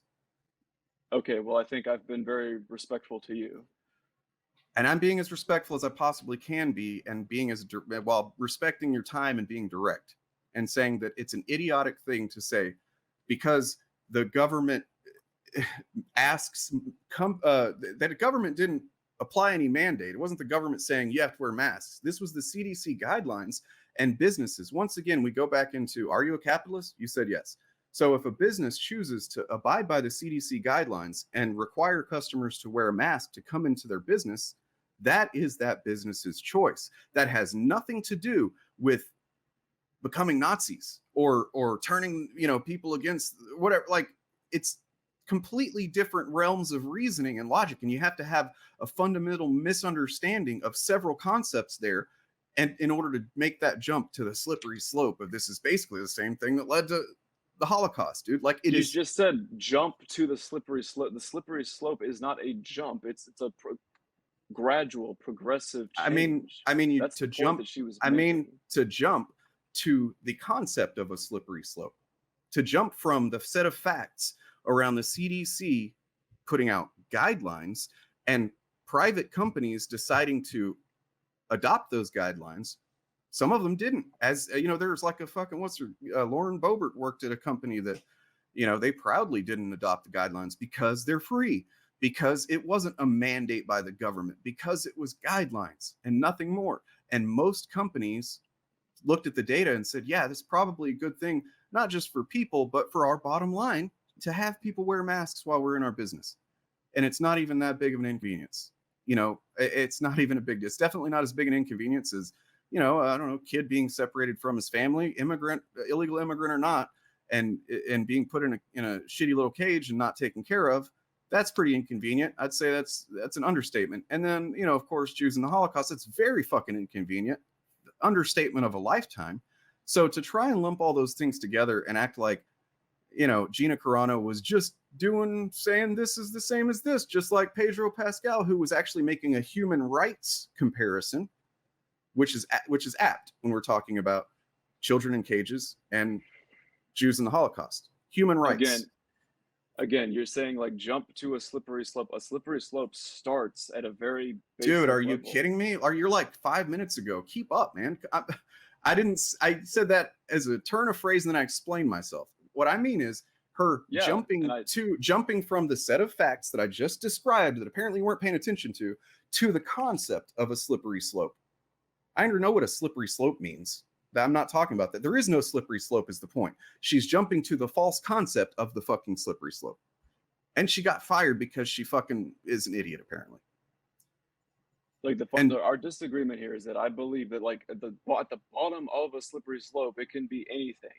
Somebody can make like the argument, like that's like the point is that it starts off with a very simplistic, basic thing. Are we being rounded up by Nazis right now? Dude, that's way later on in the process. No. Let's follow your analogy and the logic of the analogy. If having to wear a mask in public is the start of a slippery slope to basically the same thing as a Holocaust, more or less. What's the next step? The next step is definitely not, now we don't have to wear masks in most cases, which is where we're at right now. And we've been at for several months now where we don't, in a lot of places, don't have to wear a mask in public. That's not how slippery slopes go. That's backwards from what a slippery slope is. What you're saying makes no sense. It makes no sense. What I'm saying is zero sense. Can I finish? If you're going to make some sense, please. Yeah. What I'm saying is the argument is that that was what she was saying is like the first step of the slippery slope, and then the next one is vaccine mandates, and then the next one is like more intense vaccine mandates, and if anybody, then you're not allowed to leave your home, and then anybody who doesn't get it, we're gonna put you in this camp and force you to get the vaccine. No, I'm not saying that it jumps directly. You still there? Yeah. Oh. I'm not saying that it jumps directly from not like, oh, we refuse to wear the mask to being rounded up. No, that's the whole idea of a slippery slope, is that it's a slow, progressive, gradual change. And I think Gina Carano was entitled to the opinion that she had. She should have been able to state that without getting fired. Wait, well, okay, well, that's where why are actors entitled to that privilege over pretty much anybody else? That's what I want to understand. If let's say I work at Burger King and I go into Burger King, or I leave work and I'm in my Burger King outfit. I actually worked in several restaurants. Once upon a time, I worked in several different restaurants, so I know this is the case. If I went somewhere off duty, but I'm wearing my Burger King outfit, representing Burger King because I'm wearing the outfit, got my name tag on, and I start saying the N-word, you know, and then somebody calls my Burger King and says, dude, this employee, Dane of yours, was out saying the N-word, I'd be fired because I was out there representing that company poorly, making them look bad. This is no different. This whole idea of cancel culture is such an amorphous blob of, you know, there's no set standard. Like I've seen several different things called cancel culture that aren't even remotely the same. And very often when someone is canceled, they end up doing way better later. You know, like Dave Chappelle was canceled, but he's got more specials coming up on Netflix. Netflix defended him, yet he was canceled, right? Gina Carano was canceled, and now she's got a, you know, little movie with Ben Shapiro's company or whatever that I actually heard was an okay movie. But yet, meanwhile, they're marketing it all with the "she was canceled" thing. So that's kind of funny. Nonetheless, Well, what is the difference between happen.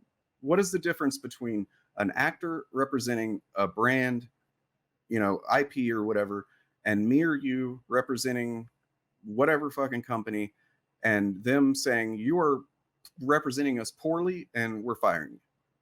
And Disney doing that with Gina Carano. What is the substantive difference there? No, there isn't one. What I'm saying is I Thank you. agree that they have their right to do that, but I think that I don't agree with the decision because I think that it was okay. It was a valid claim. I think she shouldn't have been canceled for it. And by the way, not everyone. You point to these examples. The vast majority. Well, actually, no, I'm not gonna say majority. But there are a lot of people who are canceled who never recovered from it, like Chris Harrison. There are a lot of like I've seen a lot of cases of like individuals. I don't even know who that is. He was the host of The Bachelor, who like one of the contestants turned out that she attended a South themed. Okay, I believe you. I'll take your word for it that all that happened. What I want to understand is why are people in a capitalist society? We already agreed that's, you know, what you believe is the best system, maybe a mixed economy. You did say that, where corporations and companies are allowed to make decisions. Why are individuals entitled to be propped up? Are you asking for like a social safety net for somebody that's fired by Disney, that there should be like, they should be able to file for some kind of claim that allows them to continue getting high profile work or a certain amount of money? Or, you know, I'm a problem solver. Like I said, I want to understand the logical conclusion of this type of mentality. No, we believe that their decision was political, and we believe that it's like because she's a conservative, because she's on the right, she can make the Holocaust comparison and get fired. And Pascal can make multiple. I explained the difference to you. I explained the difference to you. You see, I explained why I don't think it's a valid difference. That's the victim mentality. You're saying because I'm a conservative, you're not looking at the context and the substance of the issue and saying, oh, these are different issues. You're looking at it as if it's all the same thing and going, oh, it's clearly because she's a conservative. That's not why. No, I am looking into it. And we disagree on like what the level of severity of letting somebody go. Okay. But it's not about politics. Sorry. I mean, I guess technically it is, because pretty much everything is political, depending on how many steps removed. Yeah, politics is downstream from culture, they say. Yeah. Yeah, someone just advised me that I was cutting you off, and I shouldn't do that. So. Wow, yeah. somebody in your chat said that? Not in my chat, no. Oh, I was gonna say, like, wow, I really appreciate that. Well, it's just the reason I cut is this happens in my, in other circumstances too, not just debates, because it's only my second one. But like when I feel like someone has kind of hit a brick wall, logically speaking, and I've already explained, as well as I can, the difference between two things, and you're still like acting like you don't understand, or you're ignoring what I explained. then I do get frustrated. So I apologize for that. But No, I believe that I have understand, and I'll try to do like a review of this where I'll try to go through and talk through what your point was and what my point was, and try to make it clear that I did understand. no, I think you do. I just think that we consume different content, and I think that probably applies outside of obviously what the things we're talking about today. I think it probably has to do with where we get our regular news, our information about the pandemic and so on, and how much what we understand about the Holocaust and immigration and all these things that are playing a factor into these arguments we're making. And I think that's the fundamental difference, is we have to dive into each one of these little elements in order to really better understand each other. And that is why debates are so important. That's why I love debates, because you're pretty much guaranteed, when you're watching a debate, you're guaranteed to not be in an echo chamber. You're getting both sides of an issue immediately at the same time. That's why I love them so much. Can I ask you a few questions? Sure. So you said like for example, my mentality, or the mentality of like a Geeks and Gamers YouTuber or fan, should be look at that tweet from Star Wars and say, yeah, they shouldn't be racist. Like you agree with that, right? Sorry, 1 second. I was actually reading a chat. Can you repeat it again, please? You said that my mentality, Geeks and Gamers fans and YouTubers, the mentality should be, when we see that tweet from Star Wars, the mentality should be, yeah, they shouldn't be racist. Yeah. But then in that same video, you said, and I quote, it's like they're acting like it was directed at them because they know it was directed at them. Mm-hmm. You see how those statements contradict? No. It's So like the first one says like my mentality should be, yeah, they shouldn't be racist. But then the second one is like, oh no, it's directed at me. You said like they're acting like it's directed at them because they know it is directed at them. okay. Okay. So there's two possibilities there, and keep in mind, when I write there's videos that I write scripts to, and I will typically stand by everything I write in a script. Hopefully you understand that when you're live streaming, you're not always going to say everything 100% can easily be, backed up or whatever. Fair. And I'm not trying to wiggle out of anything here. I'm just saying, sometimes I use that's a good answer. I think that's a good explanation. If I can continue though, there's two possibilities. And for one thing, make sure that you know that I was using myself as an example for part of what you said, and then the other part not. So that's kind of where I was confused, because when I said, I was pretending like the exercise of, if I thought that she sucked and was bad and hated the character, I didn't, but if I did, and Star Wars did what they did and said, hey, you guys don't be racist and shit, if my genuine feeling was only about the character and the acting and stuff, I would have nothing negative to say about them mentioning racism, because I know that's not me. But you also said that should be the mentality of Jeremy and Geeks and Gamers, and like us. That should be our mentality too. Yeah, if it's sincere, that you're really, it's all just about character and writing and stuff, which is all subjective anyway. But I mean, let's, if that's what really your opinions were, then there shouldn't have been really any content and tweets coming out about attacking the fandom, attacking the fan. Like, can you explain that? Like, why was there so much of that? They're attacking the fans, they're calling the fans racist, when if they were in fact simply mad about the character itself and the writing and the actor, why wouldn't they just make content about that? Why would they make the content about being attacked? The whole fandom was being attacked, when that wasn't even true. So, I mean, unless you want to take back your statement that you said in that video you said they're acting like it's directed at them because it is directed at them.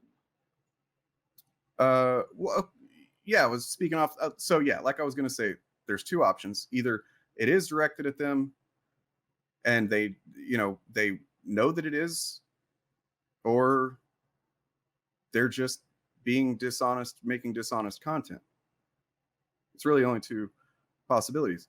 But yeah, I stand by that. Actually, like, if that's as in, no, of course I can't prove that. You're not going to get me to back out of something that neither one of us can prove or disprove. But my strong inclination is to think that if they got so upset about, you know, racists being called out, that they started making content and tweets for a while, several days, a week or something, about how the entire the fans are being attacked. They're calling us racists or whatever. They're calling anybody that disagrees with the show or says it's bad racist, when they weren't. If they, you see what I'm saying? Like, on some level, they have to understand that either they're being dishonest and just making outrage content, or they're kind of taking it personally. Yeah, we think that, like, we take it personally because we think that it's conflation, and they're conflating anybody who didn't like the character, like similar to what you're doing. Can you The show me where they? conflation of- Can you show me where and- they conflated? No, I can't. Because they didn't.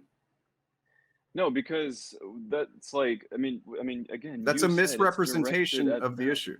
You said it's directed at geeks and gamers, and like we said, I don't- think. I mean, I think so. Yeah, I think that, and there's a lot of well, people then our that probably. response was accurate. Well, if you're correct and Disney was talking about us, and like all we said was that we don't like the character because of bad writing and bad acting, then it's like, yeah, they're calling us racist, and even though we didn't. No, man. Look, all right. Well, you apparently so. Yeah, this is the second time you've done this where you're like, oh, I disavow this thing, and then you move on from it as if it's not the core of the issue. Let's see. And this is at the beginning of the conversation. So this is just one example of the messages that she was getting after the premiere of Obi-Wan. I absolutely disavow the people who sent her. Those This people is are what- bullies. This is what Star Wars was addressing specifically. That's what I mean. So You said it was directed at Jeremy and Geeks and Gamers. You said it is directed at them. I feel like if the, for one thing, like I said earlier, it does contribute. The content does contribute to general atmosphere of toxic fandom. And no, I know that Jeremy Griggs is too smart and too media savvy to get on his YouTube channel and be openly racist for, you know, specifically. Because he isn't. I could, you know, we could have another debate about that, and we could talk about it. Go watch my video where I talked about his claim that Black Panther is actually alt-right. There's a pretty good amount of, you know, he posted a meme saying Black Panther is alt-right, and it's a list of what alt-right is and what he believes Wakanda also represents. And one of the things listed right there in the meme he shared was like, you know, believes in, you know, what was it, ethnic segregation or something along those lines. And it's like, okay, so he's alt-right. No, and he thinks that he probably didn't see that if it said that, he probably didn't see that part. Is it just that you've sunk so much time into like a video game or something that you're so like willing to defend these people? Seriously, like again, you're like, again, I'm not trying to be an ideologue here. I said I agree that they took it too far with the Captain Marvel thing. Like Okay. they made too many videos about that. but so okay, so let's follow what I'm talking about here, because I feel like we're having a misunderstanding. I want to make sure we get on the same page here.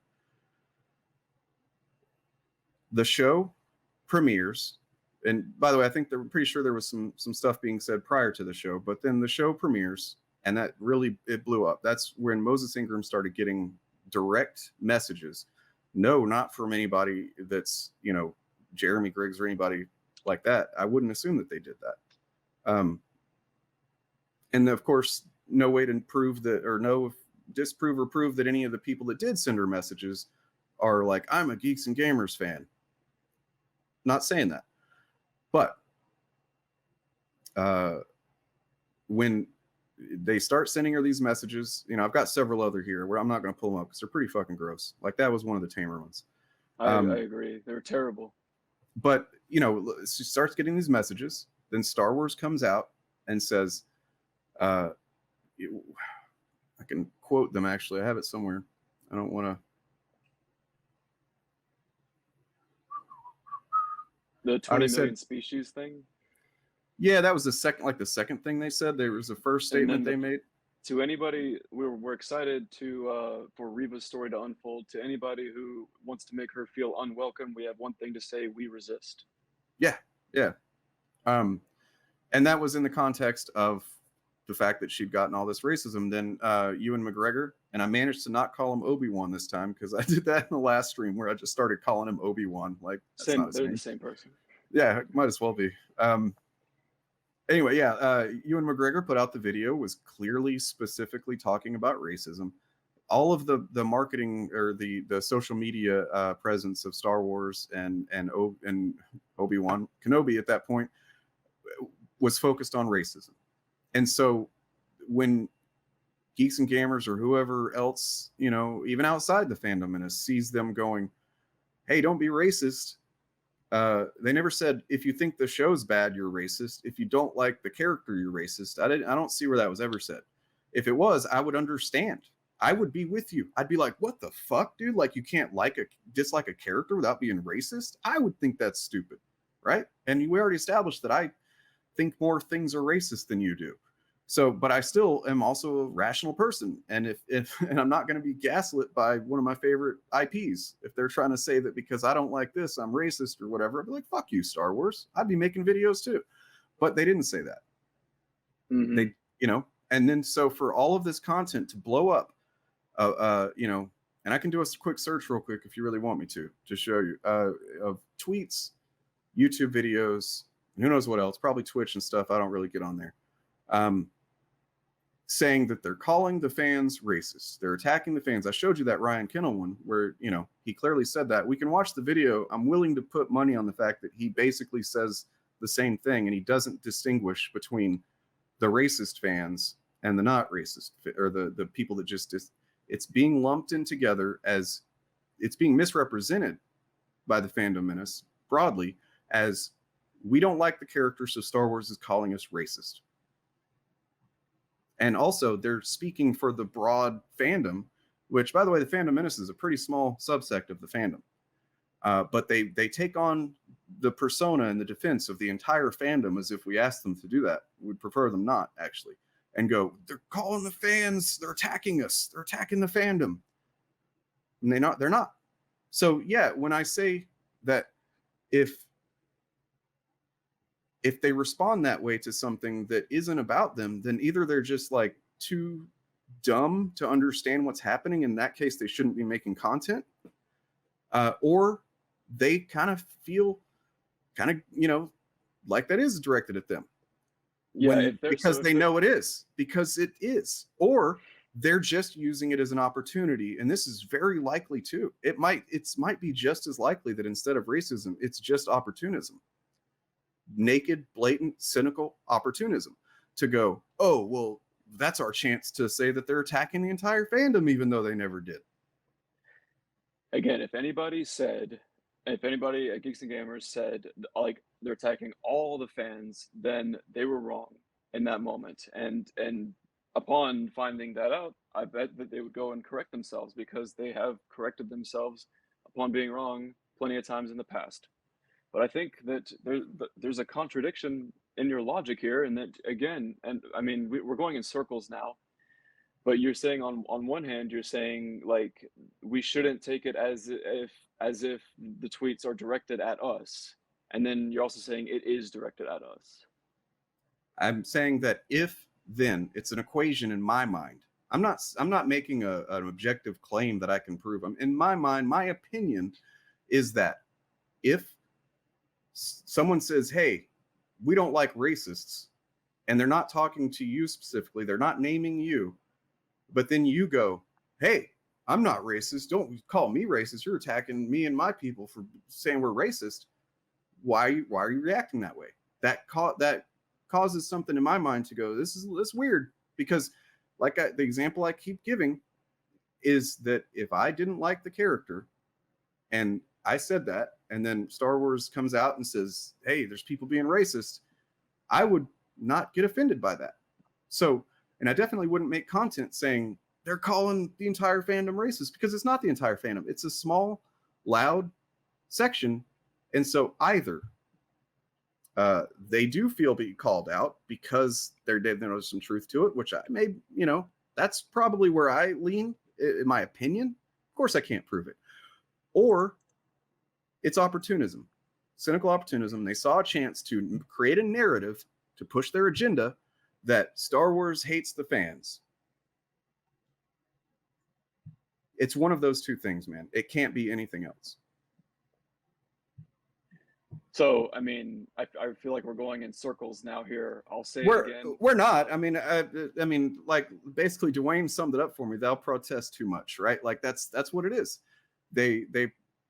We're not going in circles because, I mean, people are understanding what I'm saying here. I think maybe you're just kind of not following because I don't know why. I don't know. Why would they do that? I mean, let me ask you. I'll ask you directly. Why would they get so upset about the entire fandom being called racist when it was very clearly about these messages that were being sent to Moses Ingram? Was it about the messages or is it directed at the Fandom Menace? You're saying two different things. Okay. My conclusion that it's in part directed at the Fandom Menace.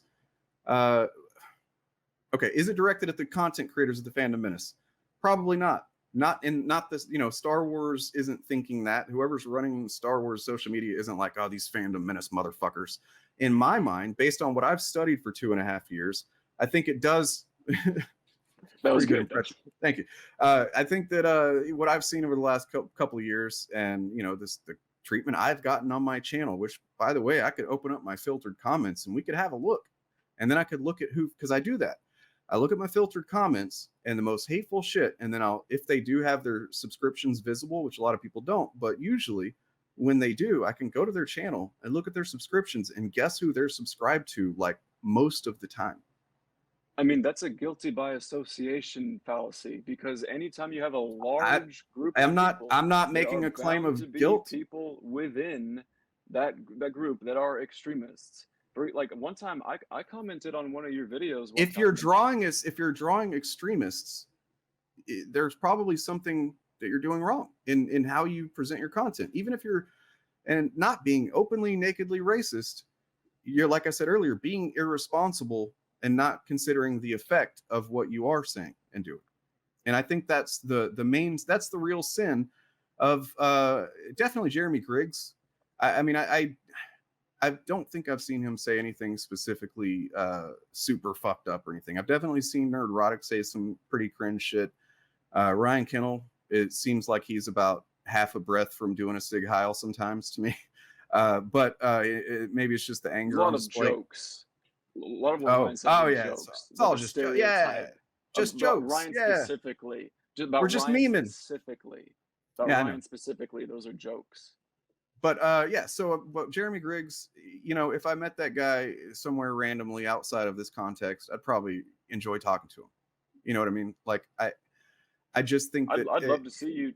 I want to see you debate Ripa. That's what I want to see. I mean, from what I've seen, that guy's pretty dishonest. I don't think that I could have the same kind of conversation with him that I do with you. Because I am not going to challenge you on the topic of comic books. You would obliterate me. I would never challenge you on that. But Rip was like the comic book guy, right? So that's the debate I would like to see.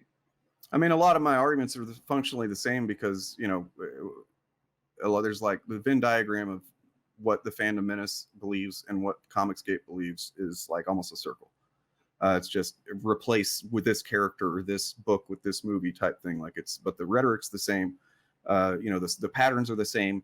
You can look back on my channel from like early 2020 when the She-Hulk movie was announced, and I was calling it then where I'm like, okay, so when this show comes out, which I think it was supposed to be sooner, but pandemic, I was like, you're going to see people talking about how it's just woke Hulk and this is woke pandering and, you know, stuff like that. And that's going to happen. We both know it's going to happen. It's just like, you think we react that way with any time there's a female lead?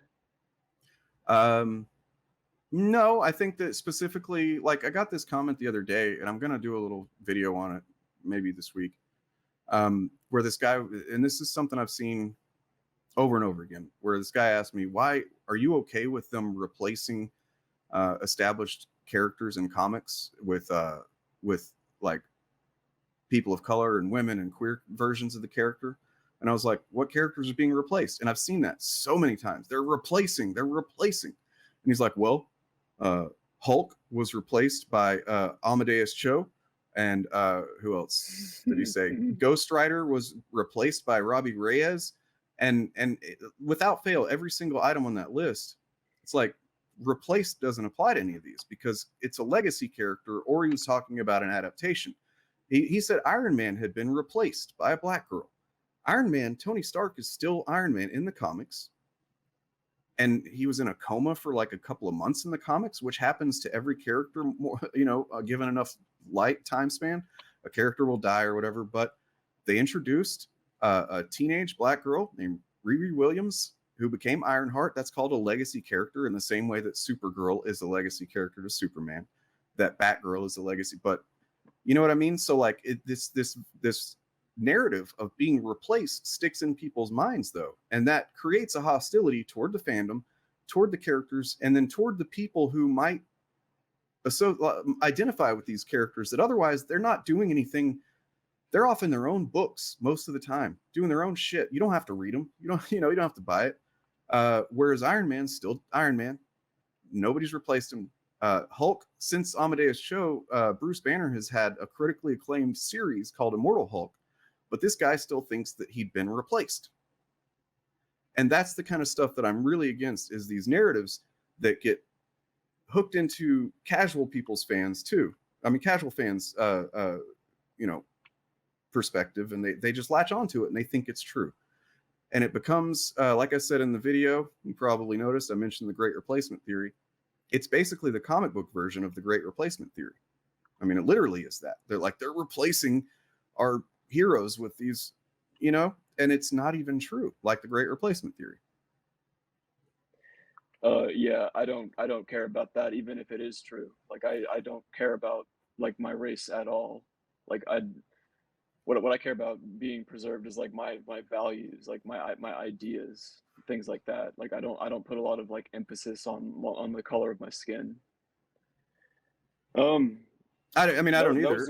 That was a good monologue. I don't have like I said, I'm not very knowledgeable in comic books, so I'm not gonna challenge you on the topic of comic books. I'm getting a little bit tired. Right on. Anything else you? No, I just let me think here. Actually, add some notes. I don't want to get off of here and then be like, I didn't ask him this. Well, I mean, you said you might, if you're interested in talking to me again, I wouldn't. Like I said, I like your channel, I respect you. I have a lot of respect for you. So I mean, that'd be cool.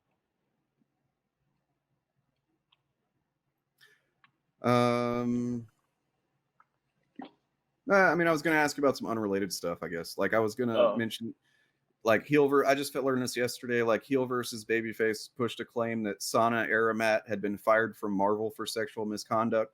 Who is that? Well, she's I don't remember her exact role, but she's like, pretty high profile in Marvel Comics, and she's a Muslim American woman. But like I saw where Heel versus Babyface had started tweeting out like she's been fired. I heard she's been fired. And he kept tweeting that out. And then Ethan Van Sciver, who's a pretty prominent guy in Comicsgate, started saying it too or whatever. And then she still works for Marvel. And there's like no retraction. Heel versus Babyface doesn't go, oh shit, I guess my source was wrong, like a responsible media figure should do. I mean, I took journalism, so that's just how I see it. Like if I say something that is patently, objectively false, I'm going to be like, hey, I was fucking wrong about that. And that's one of my other main issues is okay, you want to be entertaining and make outrageous claims and such, cool. But then whenever the claim isn't true, it's like you just not you, but I mean, generally it's forgotten about. You move on to the next thing. There's never an address of, well, I mean, I think you mentioned a couple of examples maybe, but broadly, there's never rarely. There was one the other day. I don't want to say never. Like G4 tweeted out, they tweeted out a picture saying who is the best Star Wars villain, and they said Gina doesn't count, and Jeremy misinterpreted that and thought they were talking about Gina Carano, and he said Ratio, And then he realized he was wrong, and he made a video saying, "Okay, I was wrong." Who were they talking about? Some employee at G4 named Gina. Oh, okay. That's funny. All right. Well, I mean, yeah, that's, you know, that's one thing. Like, it's easy. It's, yeah, if you're called out on Twitter, especially, it's more likely you're going to. But when it's like amidst the content cycle of like, this week, this is the outrage that we're talking about, and we make some claim. Next week, you're moved on to a completely different thing to be outraged over. And then it comes out the next week that the thing 2 weeks ago wasn't true. Nobody cares about that anymore. So they're not going to like, they're not often going to come out and say, hey, remember a couple of weeks ago we said that thing, it was wrong. You know, anyway. I remember Ripa and Ryan both making videos when was it Son of Kal-El? I don't know, whatever. I don't know anything about comic books, man, but whatever it was that had Superman like kissing a dude on the cover. Yeah, it was, they both made videos saying we were wrong. About what were they wrong about? The sales, the number. Apparently, it's like they thought the sales. It's like, oh, it bombed, but then it turned out that like it counted for the next month or something like that. Yeah, I covered that. And they made videos saying, yeah, we were wrong. Yeah. Well, okay. Yeah, I'm not. You know, I don't want to say it doesn't happen, but it's generally, and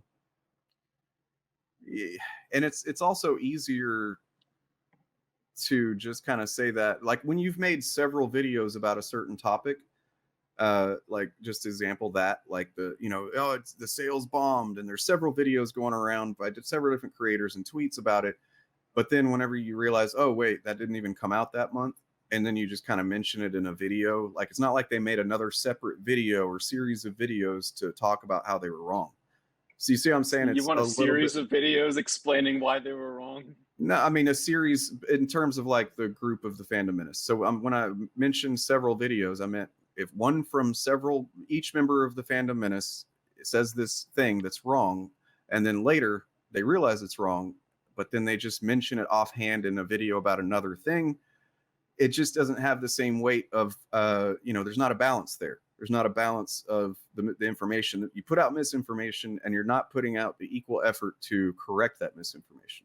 And that's just something I'd like to see change. I'd like to see more responsible, you know, media presence from these guys. That would be great. Well, and I mean, maybe you saw more of their videos than I did on this, but I remember seeing like one video on like, oh, this woke comic book bombed, and then another one video saying, yeah, I was wrong, the sales were actually good or whatever. Okay. That's what I remember seeing. Well, and I was just using that as an example as well. I'm not like actually making the claim about that specific instance. I was just kind of broadly, and I shouldn't even be doing that because that's not fair to me, honestly. So if I wanted to attack that, then I should have some specifics on my side, and I don't, so I'll just drop it. No, yeah. I mean, it's like, I think it's fair to make those types of accusations in that situation, especially if it's something that like happens all the time. But it's true, your opponent could always say, oh, give me an example, but I'm not trying to like press you on that or anything. No, I know. No,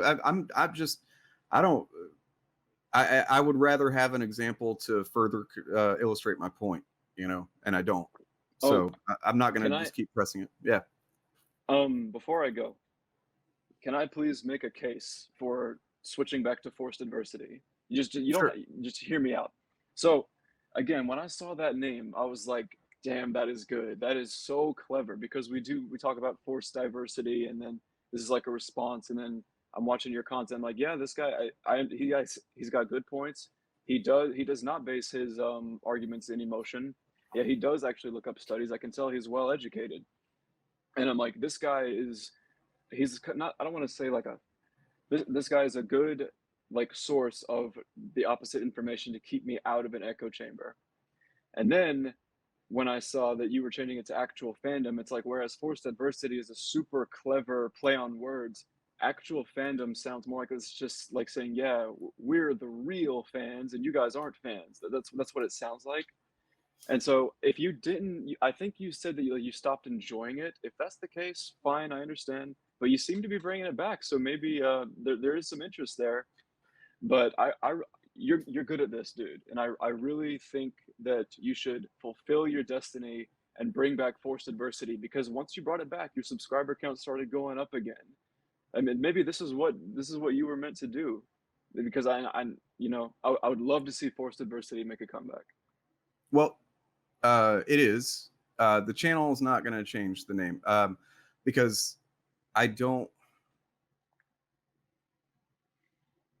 I talked about it in a couple of videos, but like, I don't want to strictly just base it on. I don't want to exist as a response to you guys, so to speak.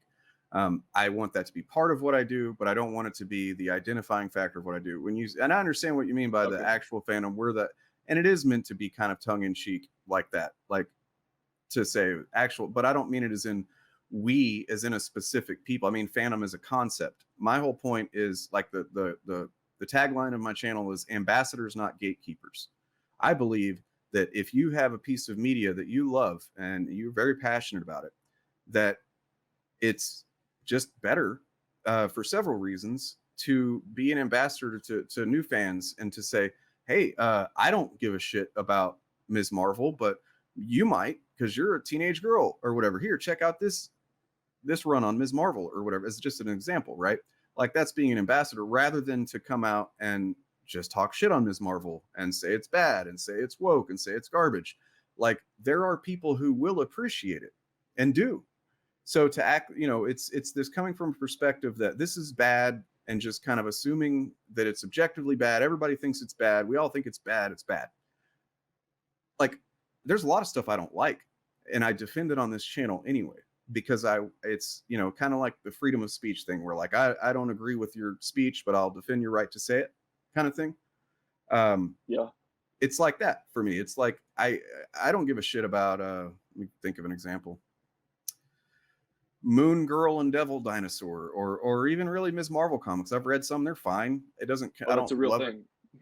Yeah, I don't love Ms. Marvel comics as much as I love like Spider-Man or X-Men, but just because I don't connect with it and I think it's kind of silly and goofy, I know there are kids and even adults who love that shit. And so who am I to say that it has no value and has no worth? Who am I to get online and start just shitting on it nonstop when that could discourage someone from checking it out who might otherwise enjoy it? I choose to be an ambassador. And that's what I think fandom as a concept, not a specific group of fans, but fandom as a concept should be. If that makes any sense. Yeah, absolutely. And I would want to like respond perhaps my last word by saying Geeks and Gamers has made it very clear for a very long time. If you like The Last Jedi, you are welcome here. We're not going to tell you what content you should and shouldn't like. Mm-hmm. So I mean, if I'm going to try it. Never mind. I'm not even going to say it out loud. I'll follow up with you next time. But yeah, I just had an idea. I'm gonna do an experiment. Okay. But yeah, no, that's cool. If you said that, that's cool. I don't. It's one thing to say it, and it's another thing to foster a community that might not back that up. And I'm not saying that the community doesn't, but I have a strong feeling that if someone jumped into chat or Discord and started saying, here's why I love The Last Jedi, that they would not be listened to in good faith. They would probably be just hit with a wall of text about the same items that people have said over and over again about why The Last Jedi sucks. That's my feeling. I'm not making a claim, just my sense. But nonetheless, no, man, I really appreciate you, reaching out to me. Let this be a alert for anybody. I've gotten more hatred and disagreement in my comments and emails and stuff than I can even quantify. But you gotta just ignore those guys. Like I do. They're bullies. It has no effect on me. Like if it did, I wouldn't be doing this. Yeah, bullies feed off of emotional reactions. When you don't give them that emotional reaction, they go into the corner and cry. Yep. But I just wanted to say that I respect you for coming on. I respect your approach, your tone. I'm the one that got kind of heated a couple times, I think. So, I appreciate that. But I appreciate it. It's a lot more than the attitudes that I've seen from a lot of people who disagree with me, and props for that. And that goes for anybody else watching. If you disagree with something that you see me saying, send me an email, actualfandom@gmail.com. if I don't respond, like I didn't with you at first because it went to my spam folder for some reason. Dane needs to check his spam. Yeah, hit me up on Twitter or something too, and just say, hey, I sent an email or whatever. I'm not opposed to disagreement. I'm not opposed to defending my ideas or having them challenged. It's just I'm not gonna do the little troll games that a lot of people seem to want to do. But thank you, man. Yeah, anything else you wanted to say? Not much. I can't say enough good things about you. I respect you. I appreciate that you gave me this opportunity. I like that. I think your heart's in the right place. You're standing up for what you believe in, and I think you and I actually do have a lot more in common than you think.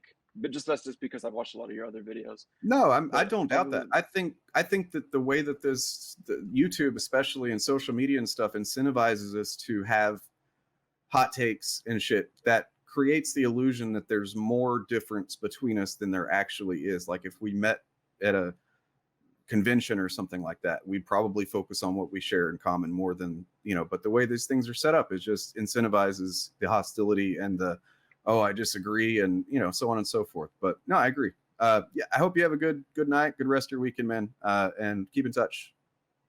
Sounds good, man. See ya later. All right, that was fun. That was good. What was that? 2 hours? All right. Oh, and like magic, Perp's back. Hello. What's up, man? Good, man. Good job. Yeah. Good job. I haven't had any room from it to really analyze how I did. I feel like I didn't, once it starts getting into, and I had a feeling this would happen, once it starts getting into, okay, what does woke mean? Oh, it means this specific thing about, Black people and policing and stuff. That's not my strongest suit. As much as people like to say that I'm a Vosh wannabe, I'm not as good at that shit as Vosh is. Yeah, that's a tough one. Yeah, I avoid that one. Although I was curious. Well, no, we shouldn't get into it. Never mind. Go for it.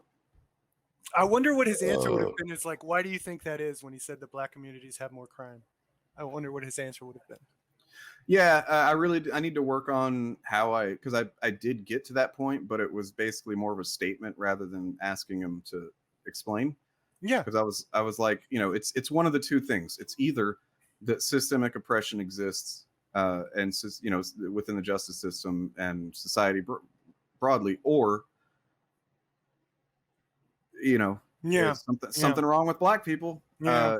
And I should have been more. I need to be more, I guess, savvy in how I approach that type of thing and kind of ask him to walk into that answer rather than force it on him. Yeah. The Gina Carano thing was driving me nuts, man, because, okay, let me get cynical perp, okay? Really cynical perp. We all know that, like, actors in Hollywood, they're all filled with like, pussies and shit, and they're not like, we don't pussies and shit. Yeah, you like the whole actors, they're not real men. They're like, pansies or whatever, what have you. So within that, we're all snowflakes, basically, right? The Hollywood elites, they can't handle. They're not from the streets, whatever, what have you. So within that mind frame, you don't think that Disney, when Gina Carano was saying all this shit, like all the actors, all the fucking crew members were calling up to, yo, is she going to be wearing a mask on set? We're not going on set unless she wears a mask. Like all this, like it's beyond just a couple tweets and like, hey, don't say something we don't like. It's like Disney was probably getting so much shit because they had to shoot their stuff or whatever. I'm assuming coming up the next season of Mandalorian, they were working out schedules, all this stuff. They don't know when it's going to happen. She was supposed to have a show of her own. Yeah. So I could totally see that these Hollywood elites were like, I'm not going on set if she's not going to be wearing a mask, or if she's doing this and that. I don't know. Hello? Oh my God, I'm by myself. It's just me in the chat. This is like a nightmare I once had. Dane just leaves me. Sorry about that. I was just saying, this is like a nightmare I once had where Dane just leaves me with the chat. Yeah. He left me again. Yeah, so yeah, that Gina Carano thing, it's just like they just see it as, oh, it's a tweet, and Disney didn't like that tweet. But it's like, dude, there's probably so much shit going on behind the scenes. Like, it's beyond like, it was enough to get her fired. Like, that's how much was going on behind the scene. Like, it yeah. was literally enough to get her fired. That's like when I get most frustrated is when I'm confronted in the moment with something that I'm just like, I can't even understand how you see it that way, and that's when I start to get kind of, and that's a weakness of mine in these situations. No, It's he like, had the same thing. He couldn't get the difference between you saying, well, if Geeks and if Disney makes the statement, hey, we don't like racists, and you're like, oh, they're attacking us. Like, he couldn't see the difference between the two scenarios you were sort of like gauging in. Like, I started to feel like I'm a little like, weird. it almost got to the point where I'm like, am I stupid? Am I not understanding my own point? Like, but no, Yeah. then it kind of clicked in again, and I'm like, no, he's not following what I'm saying. Like, he's using circular logic. I was using, kind of like a point by point logic, and his was circular. Yeah, it was. You were kind of looking at it from outside. It's okay. I'm looking at it from outside, open mind. Like this happens. These are the two options I see. Is it this or is it this? He could have presented another option, but he like goes to like, how can you think two things at once? Like, how can you do that? Like, it's like, okay, he didn't understand. You were kind of looking outside. Well, so this Yeah. this is actually, that combined with what you were just talking about, this kind of makes me understand something a little bit more about a lot of these guys' perspective, right? Is how he would, whenever I asked about what are examples of feminism being more important than story or character in Star Wars, and he started listing things that had been said by producers or actors and stuff. He started talking about the marketing, not the and text. and I'm like, yeah, and I'm like, so they really do put so much emphasis on only what they see and hear. Like, and like you pointed out, when I didn't even think of that, but yeah, all these other actors and stuff, people were probably left and right being like, we don't want to work with her if that's the way she's gonna treat this situation, but they don't see that and they don't hear that, so they just see she said this and now she's fired because she's a conservative or whatever, you know what I mean? Yeah, like, that's why so I came at it like, I was like, okay, let's think of it. We hate Hollywood, we hate the elites, they're all pansies, they're all like I'm trying to think from his perspective, like trying to get him to understand. You don't think these actors that bitch and tweet about everything that bothers them is not bothering the shit out of Disney? Like, that they're kind of forcing their hands in a way. Like, come on. Well, I mean, not to mention just the mechanics of, we know that movies and shows that once they started making them again after the pandemic shut everything down, had some really fucking strict guidelines on masking and eventually vaccines, and just how many people on set at a time, like all these things, right? And that has to be a factor in the equation whenever they're talking about filming a third season of Mandalorian or a new season of her show. Like, this is not just about politics and hurt feelings and woke messaging or whatever. It's about the mechanics of filmmaking and all of the fucking I don't want to say bells and whistles, but like the machinery of getting a product made of this size and with this budget, and that things have to be just right, because if one person gets sick, especially if it's the main star of the show can't be made. Like, look what happened on set of Mission Impossible 6 when two people were standing too close to each other. Who lost their shit? Tom Cruise, because he's also a producer. He knows what's going on. He knows it's very difficult in the position that they're in and what they have to do. Like, come on, these people don't think of any of this. It's a tweet to them. It's a tweet that got her fired. It's just a tweet. Yep. No, that's a really good point, and that's something I'll be thinking about more, adding to my understanding of things, because they really don't put, they can't conceptualize things that aren't right in front of them, kind of thing. Yeah. And that kind of backs up the whole, well, how can there be a systemic racism problem? Because you have to think about it. Like, you have to. Dude did the blue hawk. I mentioned that in chat. I was like, he's blue hawking. He's blue hawking. Oh my god. We were just talking about this. Oh my god. Fucking Jarbo, what's up, man? I don't know if you just got here or what, but just had a fun little debate. He Oh. was, dude. You got the cream of the crop when it comes to a nice fan base, like the nice guy from representing the fan base. Holy shit, he was very nice. You're right. Yeah, good of you to give him that compliment. It was No, I mean absolutely, because I mean, like, it's you. How many times did you and I, for weeks, every week, we're like, come on, we want to talk to you, come debate us. You know, like I literally put out a video where you were calling out specific YouTubers and shit, and like, you know, I want to debate, and nobody did. And you know, and then the people that did respond were really shitty and just kind of hostile in a way that's like, all right, well, I'm not, you know, if you were in my presence and you talked this way to me, I'd knock you out. Yeah. We don't want to violate TOS. Well, I mean, yeah, I really just want to have a conversation. We're not here to dick measure. I mean, you know, and that's also another good reason that I took, you know, stopped doing nothing but forced diversity. And I've noticed this since I took a step back from it, that my approach to it is less antagonistic and more, you know, I'm trying to be more confident in my understanding of things and my rhetoric and how I explain, you know, my positions, rather than, you know, I used to be kind of a hostile dickhead about it. So that, you know, in that way, this was a good exercise for me, because, and I was really looking forward to it for that reason. Everything that I, you know, emails and everything told me, unless this guy gets on and does an about face, you know, this should be pretty interesting, because he'd been really cordial, and, you know, was like, all like, thank you, I respect your time and all this stuff. And so yeah, I would like to talk to him. I got some questions I'd like to ask. So anything's well, I mean, open to that. So maybe next time. Yeah, I mean, I don't know if he's still watching, but t-rev, if you want to talk with little movie perp, we can set that up. Yeah.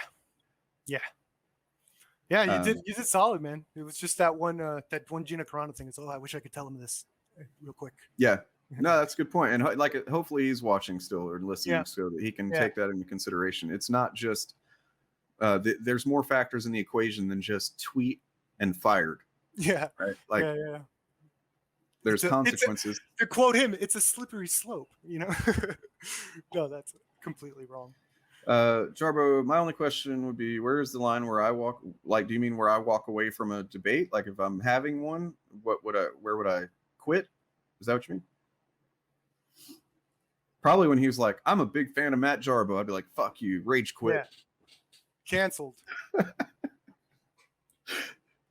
Nah, kidding. Everybody loves Jarbo. Yeah, Jarbo, you're good at the debate shit too. We heard one of yours, or at least asking questions in a. Oh, that would be his question to t-rev. What would be so when would he walk away from the Fandom Menace? That's a good point, because what would it take? Yeah. That's you know, I mean, there was a point when I got kind of glib, and I was like, man, are you just this defensive of them because you sunk a lot of time into making video games about them? Or because, like, that's what his content, or what I saw, was apparently a trailer for a video game that he's programming, developing about geeks and gamers, where I think you actually like play as Jeremy Griggs or something like that. Dude. He looks young too, man. He might grow out of this, dude. I hope so. He's a smart guy. Like, he's not dumb. And, you know, I guess if in hindsight, that's probably, I didn't mean to call him an idiot. It's more like the ideas are idiotic, and it's weird that you're so defensive of them in a couple of spots. But no, he doesn't strike me as a stupid guy. It's just, like I said, we consume different content, and I feel like he said in his email he's personal friends with Jeremy Griggs. So it seems like there's a connection there that's probably you know, kind of maybe tainting his judgment just a little bit. It's gonna be hard to let go. Yeah, it's like religion almost. It's not easy. It's just like dropping the whole community and go, all right, I'm done. I'm atheist now. It's hard. It's harder than people think. What was I gonna say? The comment section, man. You've made a lot of points. It's like, if you just look at their comment section, it's like it'll back up a lot of the stuff you were saying, where it's like, and a lot of the times they're not even talking about the thing. They're just making their stupid, this person, you know, a black trans is the next lead for Star Wars, like that type of joke, that shit. You know, they're not really talking about the thing. Yeah, it's not that they're prioritizing something. It's the existence of these types of characters or actors in the first place that a lot of them. But Dwayne said this, and it gave me an opportunity to show this thing that I haven't gotten to use yet. But oh, dude, I've been here. You never used that on me, man. Thank you. Although I said some cringy shit, but community. They also just say this is why I'm watching anime. This is why I canceled Disney Plus. Blah blah blah. It's like, and what sucks is that Jeremy especially, he's very slick with the way he answers things. He's very good. That's why I like Matt Jarbo's like almost interrogation. I want to say of him, like just asking these questions. But it's the fan base. It's not really what they're saying. It's okay. How's their message being taken in? Let's look at the comments. And you'll see a lot of the time it's like, okay.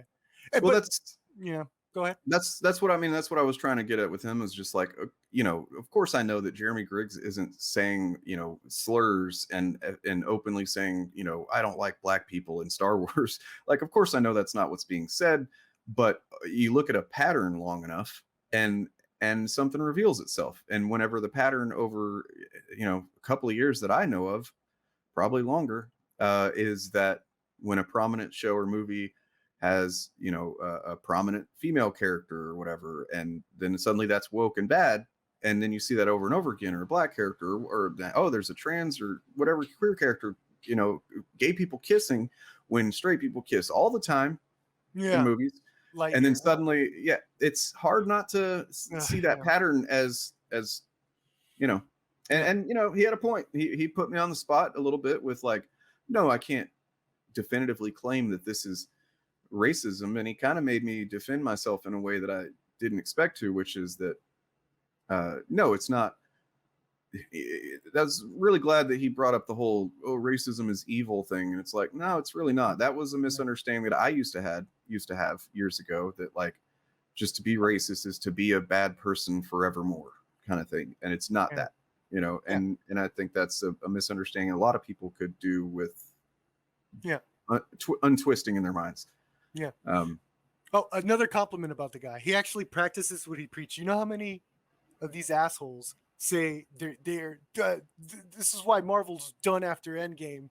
This guy actually did not watch anything after Endgame. These guys are always saying how done Marvel was after Endgame, but they watch everything afterwards anyway. So all right. I mean, that I'll admit that was a little frustrating, because he was like, I don't know anything about it. I'm like, God damn it. Yeah. All the damn examples. We were just talking about Doctor Strange's arc and how it coincided with Wanda, so it's equal. Oh, God damn it. Yeah, and I do hope that he listens back, and like the thing about equity as opposed to discrimination, like it's not reverse discrimination whenever, the first 24 or 20 movies of the MCU were focused on a white male lead for the most part, and then they start, let's have some women care. Whoa, feminism. Like, that's not discrimination. It's equity. It's like, it's just representing, as Marvel always has, the world outside your window. It's their slogan. It's just saying, hey, women exist too. We actually have some pretty cool female superheroes. We should make movies about them, Yeah, and I'm glad that I don't understand. Okay, even if it is an agenda, we're getting awesome. Like, Scarlet Witch was so fucking awesome, man. Between WandaVision and now Doctor Strange, she became an S tier character for me.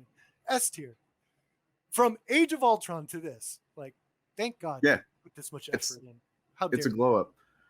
Yeah. I'm really, really excited that because she was like, for the longest time, basically until, I guess until WandaVision, she was just kind of like, Civil War, they started playing with him, or like, okay, there's a little light in there of something kind of interesting. Yeah. She was like an approximation of a loose adaptation of Scarlet Witch up until WandaVision. And that was like, it was clearly they decided, all right, for this show, by the end of it, she will become the Scarlet Witch. And then she actually literally did in the text of the show too. And it was a good story. What are they always saying? What are you looking for, guys? What are these guys always saying? That they just want a good story. They just want a good story. Well, I mean, and of course that's all subjective, right? Yeah. Like, But when the just want a good story is always applied, it goes back to that pattern thing, right? Like over a long enough period of time, and you see the same thing said about specific movies or types of movies that have specific elements in them over and over again. You know, yeah, I saw Tim Allen doing his. You know, how man conservatism really is just like 80%. Some old dude who's mad he's not getting work anymore and thinks that society is collapsing and there's something wrong with society, and yeah, Whatever. but anyway, well, any notes, you know, any notes? Well, those were it. The oh man, you're gonna hate me. I already do. It's cool. Okay, cool. I kind of agree with him with the forced adversity thing, but I understand. I respect you know what you want to do on your channel. I do agree with them. I mean, I do, Yeah. but that's why forced adversity is going to be a podcast. And I think that that's going to be the optimal format for it. I think it'll be optimal for several reasons. And yeah, it's, I don't know if you've ever listened to Behind the Bastards or QAnon Anonymous.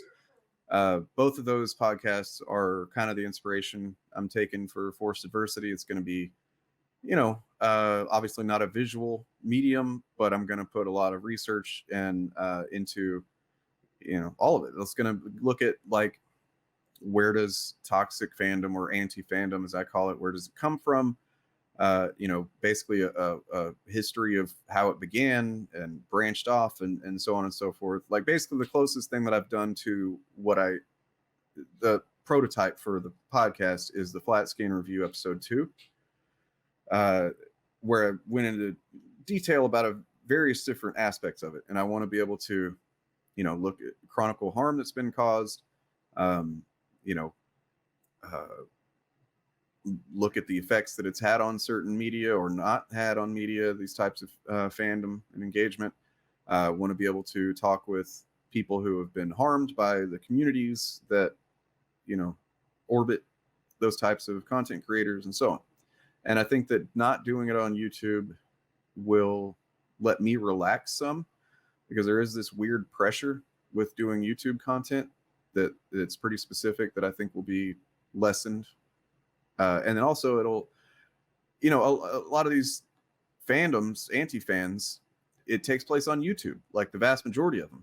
And that makes it easy for them to target me and to target, you know, people that I might have on my channel and to retaliate and so on.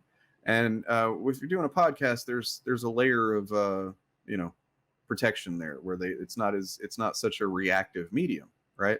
So yeah, I just think I'll be able to relax and do more like a journalism type of content. Nice. That's awesome. Well, I'm sure I speak for everyone when I say we're looking forward to that, for sure. Especially if you're doing deep dives. All right. You're talking like hour and a half, 2 hours? What are you thinking? However Well, long? I mean, whatever it needs to be. Like, you know, I mean, once I plan on doing, I don't know, probably a series at first to kind of just lay the groundwork of where I'm coming from, like who I am, why I'm doing this, and what I like, define my terms kind of thing that I'm going to be using. And then from there, I'll do like an episode will be a deep dive on certain figures in, you know, different fandoms or groups as a whole. Yeah. And then I'd also will want to like spotlight, you know, good content and good content creators, like especially with like Comicsgate. They're one of their biggest false kind of brains shutting down. Sorry. One of the falsities that they push is that essentially they act like they are independent comics, that like, you know, Comicsgate is indie comics. And it's like there's such a vast array of independent comics outside of Comicsgate that it's ridiculous that they act like they have a monopoly on it. So I'd want to, you know, like spotlight indie comic creators and their projects and such. So nice. Awesome, dude. Looking forward to that. Hey, well, great job, man. cool. That was good. I got to listen to the whole thing. You know you did well, because I didn't like close close the stream in embarrassment. Oh yeah, that is yeah. I was You know? pretty pleased to get a perp sandwich tonight, man. Appreciate that. Yeah, no, it was good, man. It was good. And I hope you read the chat. I know you brought up one point. I was like, oh, that was great, Dane. And I pointed out, I didn't even think of that. Good job. I forgot what it was. I didn't. There was a good chunk of time there where I didn't look at the chat at all. Yeah, and keep doing that. That's the smartest thing you can do when you do debates. And then that's going to cross over when you're going over to the other side in case that happens if you go to someone else's stream. Trust me, that's going to happen. So practice now. Let's see, Jarbo. I mean, I'd love to talk with you. I'm just fucking tired as hell at this point, so I'm gonna be getting off of here. So I don't know, tomorrow or Monday or something, if you want to have me on or whatever, down to chat. All right, everybody. I really appreciate you all for watching. It's been spectacular. I actually had a really good time. Enjoyed talking to the guy. Obviously, I don't think I need to tell you guys, but no hate directed towards him or anything like that. I don't think you do that, but yeah. Just trying to be consistent with responsibility. Leave the one nice Phantom Menace guy alone, please. Yep, he's the one.